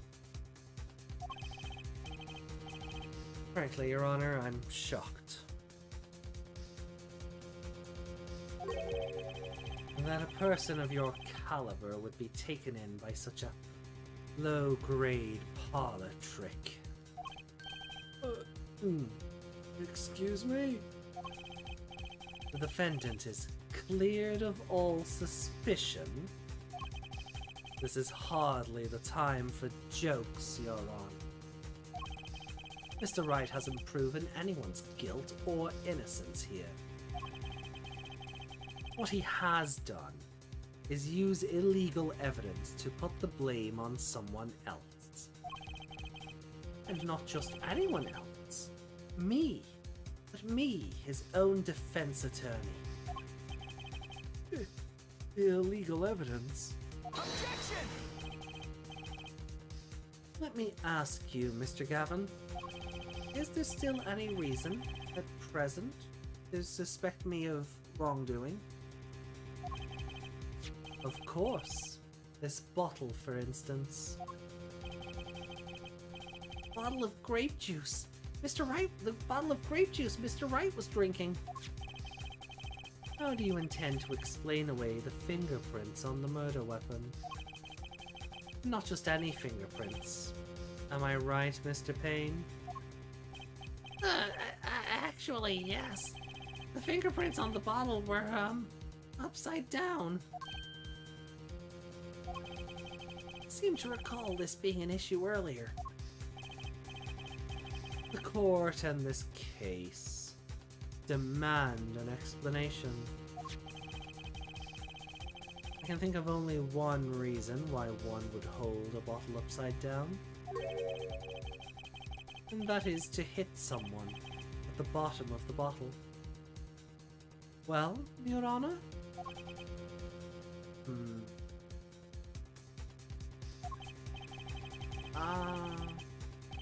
See how the caught fish squirms to the last? Well, Apollo? Yes? Your boss seems awfully concerned about this bottle still. But I'm sure you can come up with a suitable explanation. Just like that.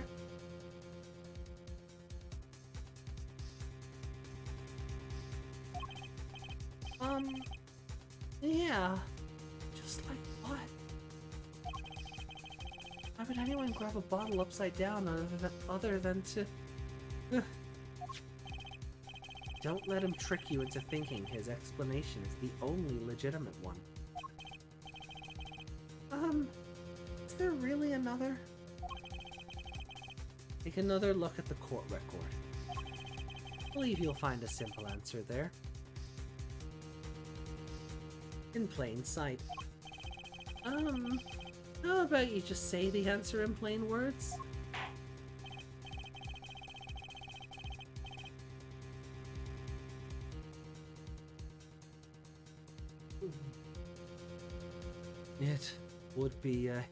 It would be hasty to deliver a verdict with unanswered questions, indeed.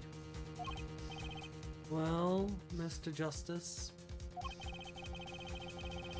Mr. Gavin said... Mr. Gavin said that the court and this case demand an explanation. Don't worry, justice won't leave until justice is done. Perhaps the defense would care to enlighten the court.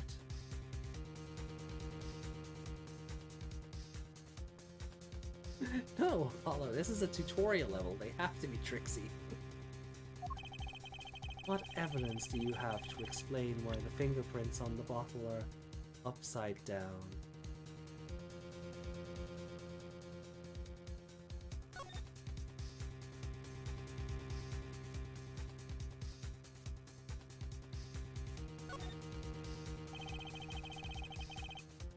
There's a number inscribed on the back of the badge. There are many numbers like it, but this one's mine. Proof that I'm an attorney. That's a cute reference. Tell the truth, I get a happy feeling inside just looking at it.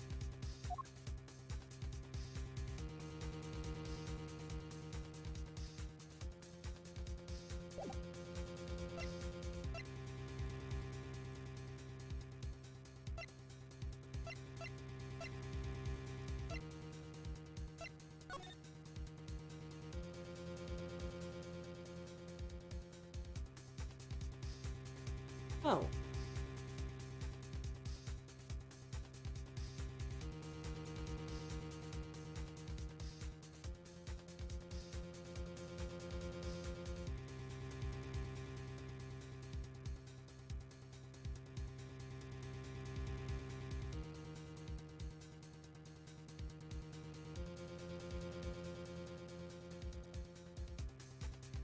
It's this.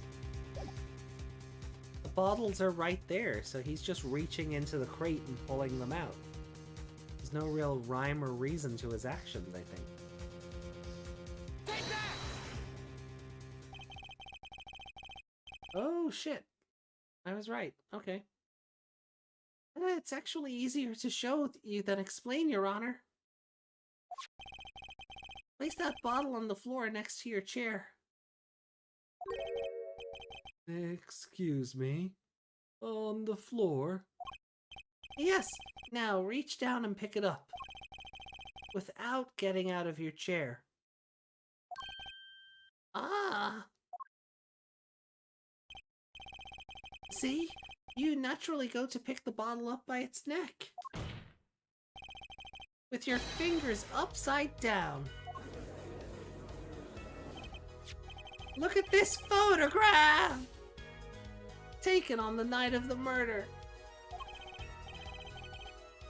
The defendant, Mr. Wright, sat here and playing piano, bottles of grape juice on the floor.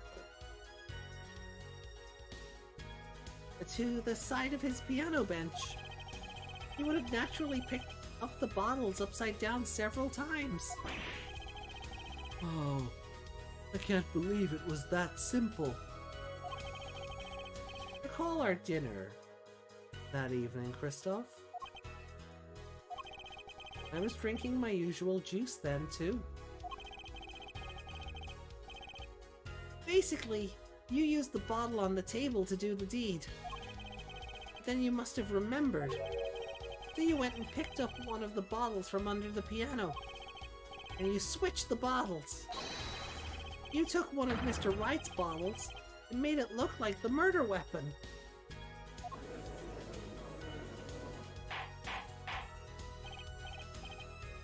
Order, order, order. What do you have to say to these charges, Mr. Gavin?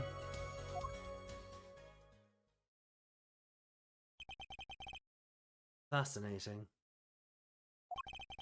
So this is the legendary attorney's famed tactic of misdirection. What?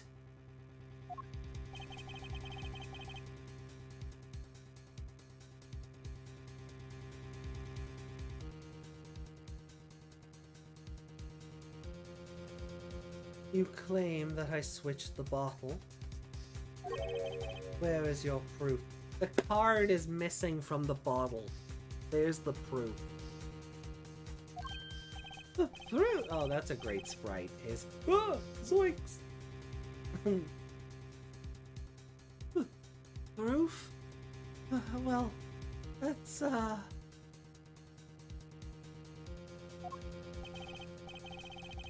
as I thought, more baseless conjecture. I'm afraid your bottle of proof is quite empty. Objection! I wouldn't be so sure about that. Your Honor, when you initiated the investigation of the hideout earlier, do you recall I requested an additional investigation? Ah, yes, I have your memo about that here. Retrieve the bottles from under the piano at the Borscht Bowl Club. And here's one of the bottles in question. Huh. What are you going to dust that for fingerprints too? I would be surprised if any were on that but his. Mr. Gavin probably wouldn't make such a novice mistake, true. That bottle won't bear a trace of anything. Say, Apollo. Yes? Why don't you go ahead and examine that bottle? But why? Humor me. Mr. Wright? The bottle will solve this case once and for all. What? That's some bottle. Oh, I can see it. There it is.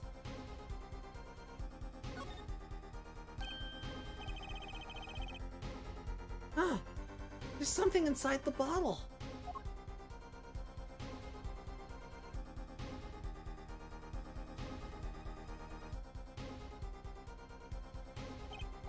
Well, what's this?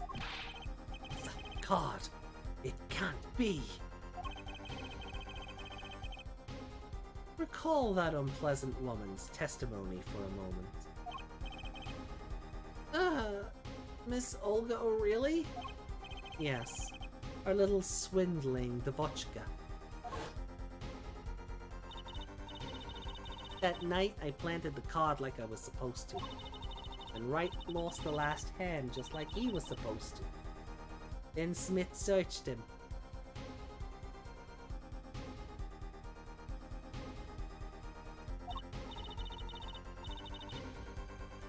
The planted card was gone. The trap failed. Wait, this isn't... You're telling me that this is the planted card you disposed of? The one you mentioned in this piece of testimony. I happened to put my hand in my pocket and found a card. Yes, I snuck a peek at it and found it was the 5 of Hearts. I had a feeling something might happen, so I disposed of the card before the game. Disposed? Where? There was an empty bottle of grape juice I had been drinking right beside me. I threw the card inside the bottle.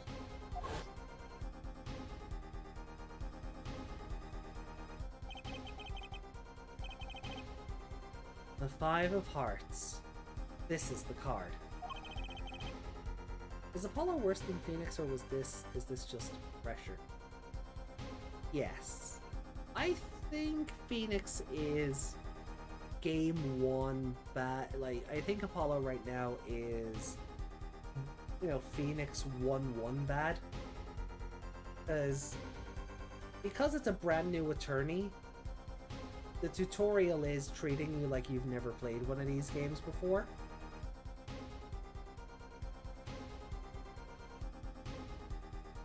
So,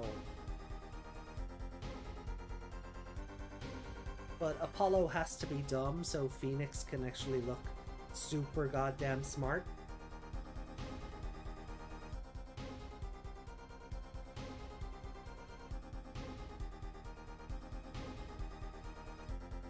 The bottles were swapped. And the only one who could have done that was the 4th person in the club that night. You, Mr. Kristoph Gavin.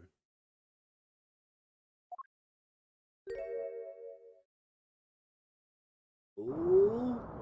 What's his... Oh! Whoa! He got psychic powers or some shit?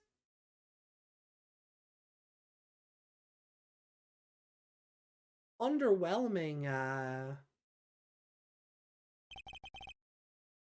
That is all.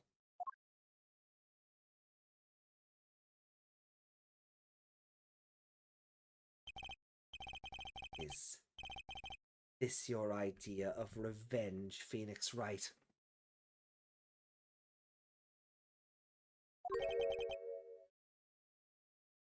Revenge? Revenge for the events that took away your attorney's badge 7 years ago.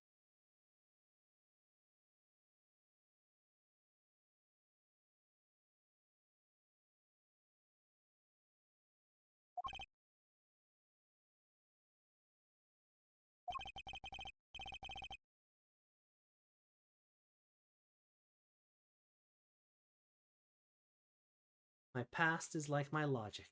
straight and true. Nothing's changed. All I did was point the finger of justice in the proper direction.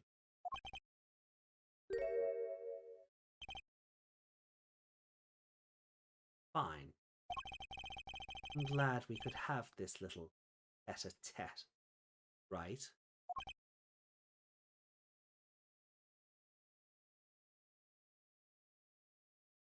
Oh no.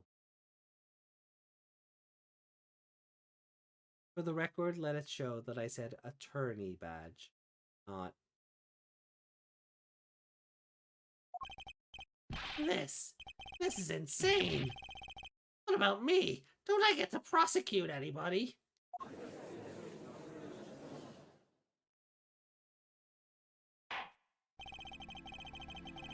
I believe this time we've finally come to the end of our trial.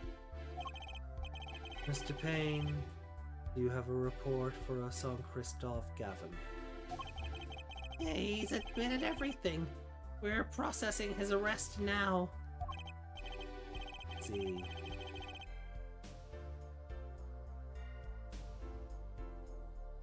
Still, one has to wonder why he would do such a thing. He didn't even have a connection to the victim, did he? None that we know of. Mr. Wright, have you anything to add?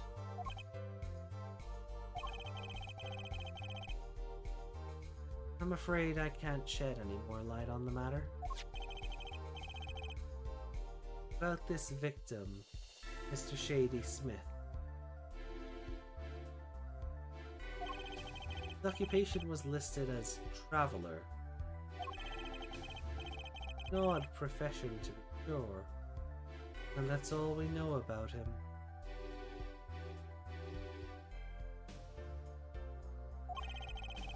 I'll arrange a follow-up investigation, Your Honor. Good. Mr. Wright? Yes? 7 years, and you still haven't lost your touch. Kristoph Gavin. It's a man with much significance for me, both as a friend and a lawyer. He was extremely talented, to be sure. I needed 2 things before I could confront him. The first was a place where no injustice would be tolerated. This courtroom. The second was a man who would tolerate no injustice. In other words, a defense attorney. You, Apollo. Me? This is a dark time for our legal system. Twisting of justice brought on by our very own initial trial system. We have to set it right. Mr. Wright? Our work lies ahead of us, and I, for one, am looking forward to it. Well, this seems like a good time to announce a verdict. This court finds the defendant, Mr. Phoenix Wright, not guilty. Yay!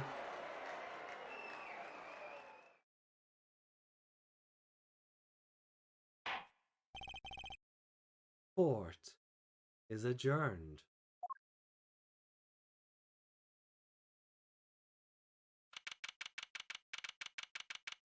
April 20th, 4:28 p.m. District Court.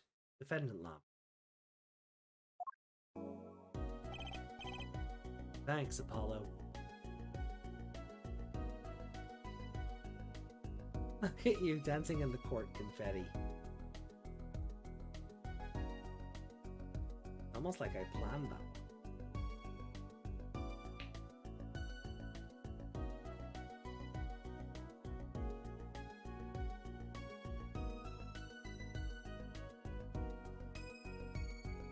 Oh, I'm getting sleepy.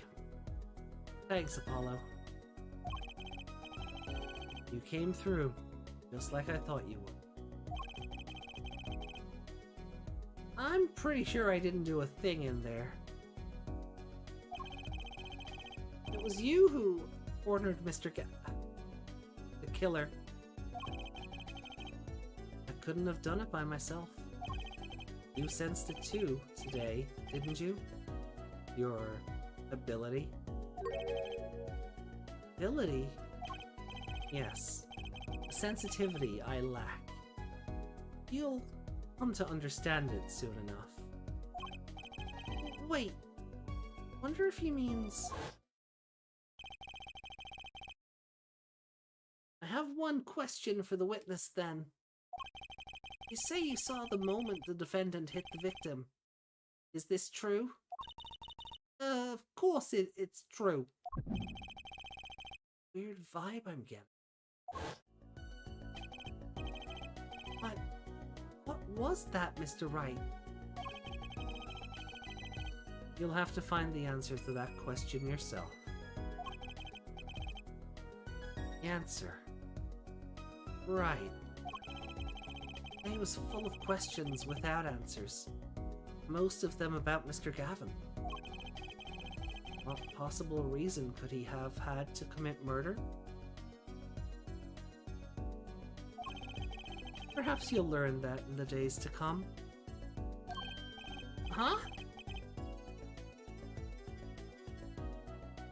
Wait. You don't know, do you? This locket is the key. Huh? Oh, that reminds me. I met the girl whose picture is in your locket.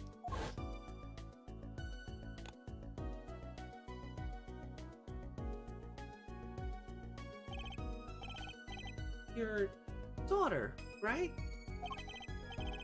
That's right. My daughter.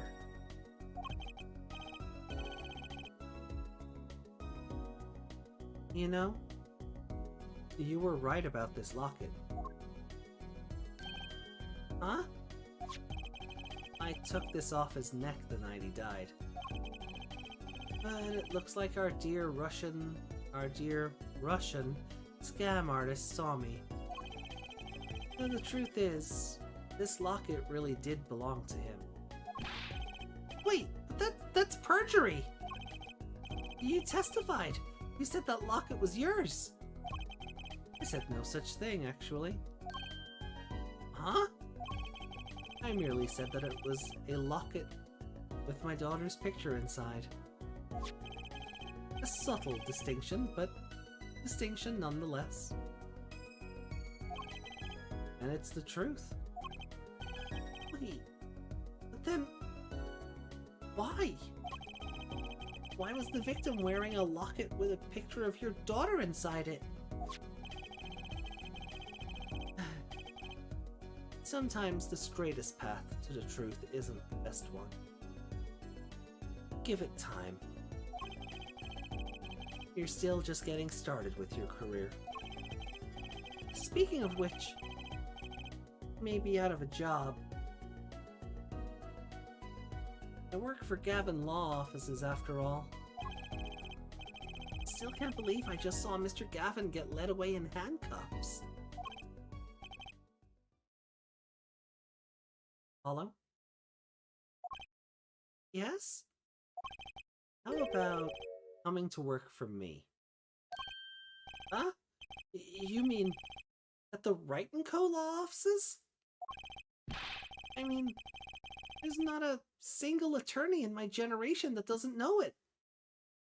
You can clean the toilet now. Oh.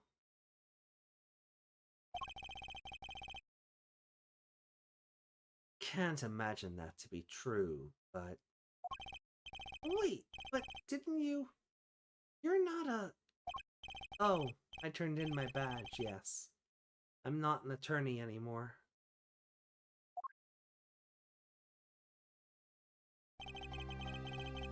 Incident 7 years ago.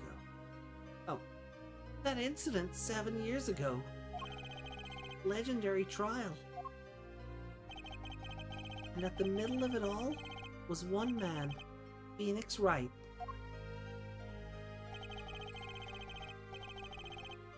case reached its sad conclusion. He left law for good. The miracle never happened.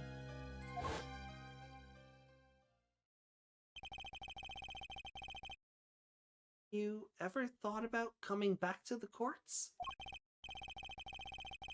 I'm not qualified to stand in a court of law, I'm afraid. Didn't you notice in today's trial? There was a single piece of forged evidence. Forged evidence? What are you talking about? Talking about evidence that shouldn't have existed. A naughty magician's trick. Huh? A piece of evidence struck me as odd, it's true. It just seemed, well, too perfect. That this was the forged evidence. Take that! You mean this, don't you? I got this from your daughter, Mr. Wright. Yes, that card couldn't have been found at the crime scene. Why? Because the killer took it with him when he left, leaving the wrong card in its place. Luckily for us.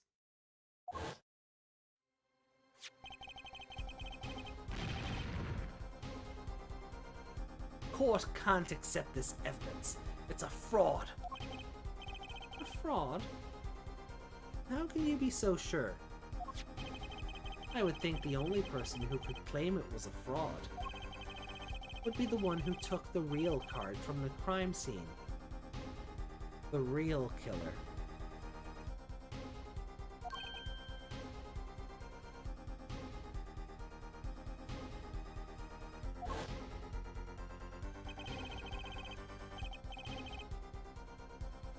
It's just an updated card.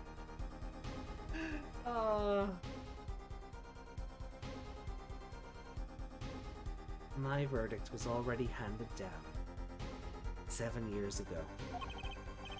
And you really... Yes, I forged this card. One look at the crime scene should have told you it wasn't real.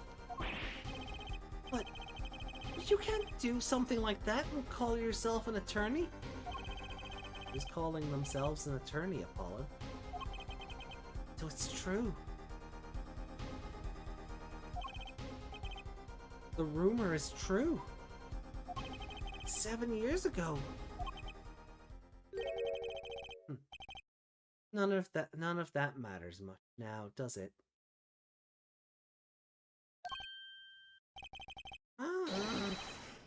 Ah.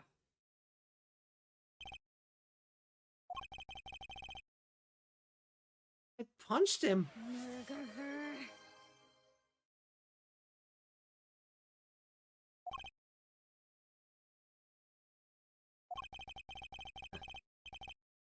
Your story from here on out, Apollo. Perhaps I can help you turn the next page. My office's address. Drop in, if you like. Mr. Wright. Oh, about your uppercut? Try yelling, "Take that," next time. Find it packs a little more punch. And Apollo, thanks for today. I had a good time.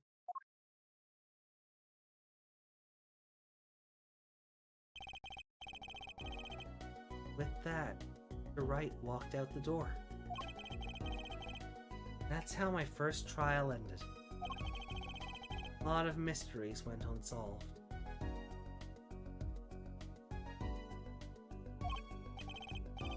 And at that time, I had no idea they were all related. Every mystery that day, connected by a single thread of logic. Find that out soon enough. My name is Apollo Justice. attorney at law. And this is how my story begins.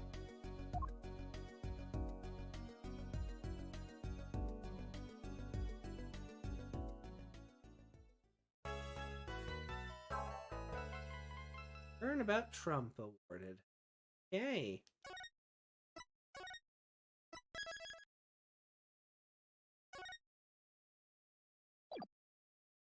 Continue on to the next episode? No, return to menu, please.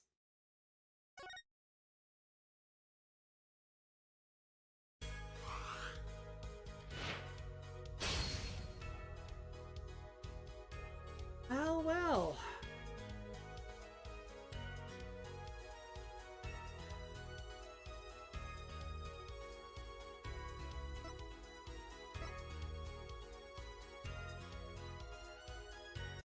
Okay. Well, there might be spoilers in there, so I'll cut that out.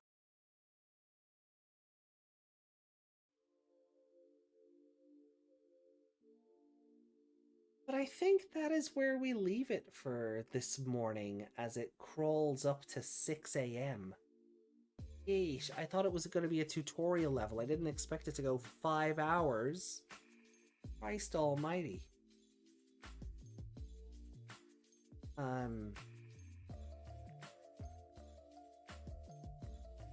So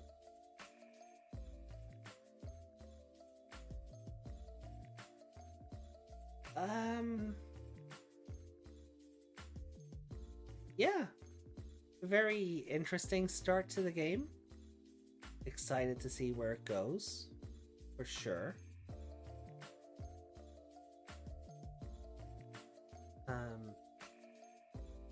I mean, Phoenix is a hobo now.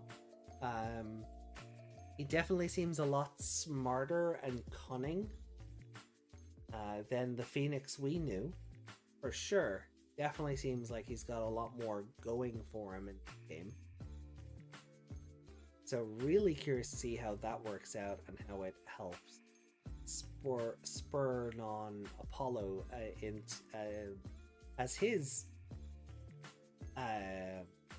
let's be real, Phoenix is an alco. I mean, probably, yeah, the grape juice is likely wine, but you know, I won't.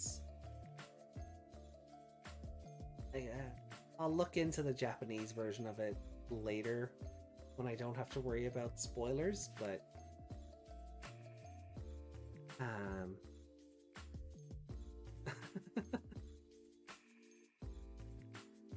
but yeah, so this will be so Ace Attorney is going to take the place of Raincode going forward. So every Friday night we'll have our Ace Attorney streams back up and running. I'm looking forward to that. And yeah, well, again, looking forward to meeting new characters, maybe getting reacquainted with some older ones. It's fun. I like yelling things at characters again. Yay, I'm glad you had fun. So every Friday we're gonna come back and do. I hope you'll join me for it, because I think it's going to be a heck of a ride going forward.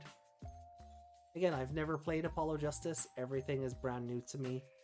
And I'm really looking forward to just seeing how it all plays out, how it all comes together, what the secrets are, what the mysteries are, all of that. So,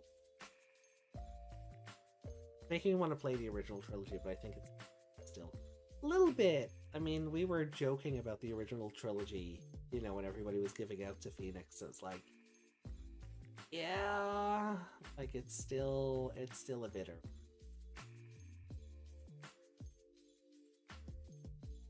Guys, with that, I am out of here. I remember too much, so it won't be as fun. That is sometimes the problem with visual novels. Sometimes they stick with you just a bit too much. But for now, anyway, don't think I'll ever forget the.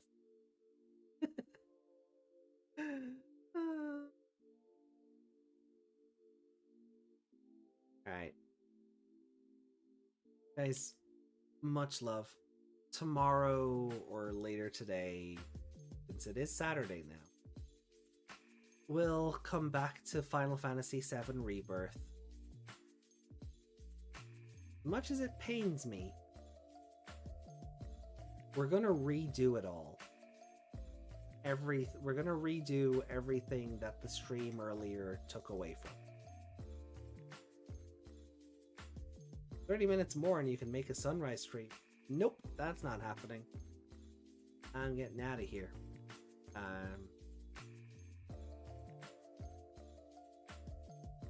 We've just hit the 5-hour mark.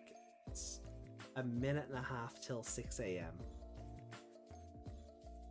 You know, I wasn't expecting it to go so long for a tutorial. I figured it would be half the time, but probably one of the better tutorial cases in Phoenix Wright that I've played so far, because it's got like all this mystery and intrigue around it, and there's this obvious history between Kristoph and Phoenix, and I want to know more about that and how it led to Phoenix getting disbarred and all of that stuff, you know? So really excited to kind of see how this all starts to play out down the road. With that, I'm out of here. Much love to you all. Take care of yourselves. I'll see you later on. Hurrah!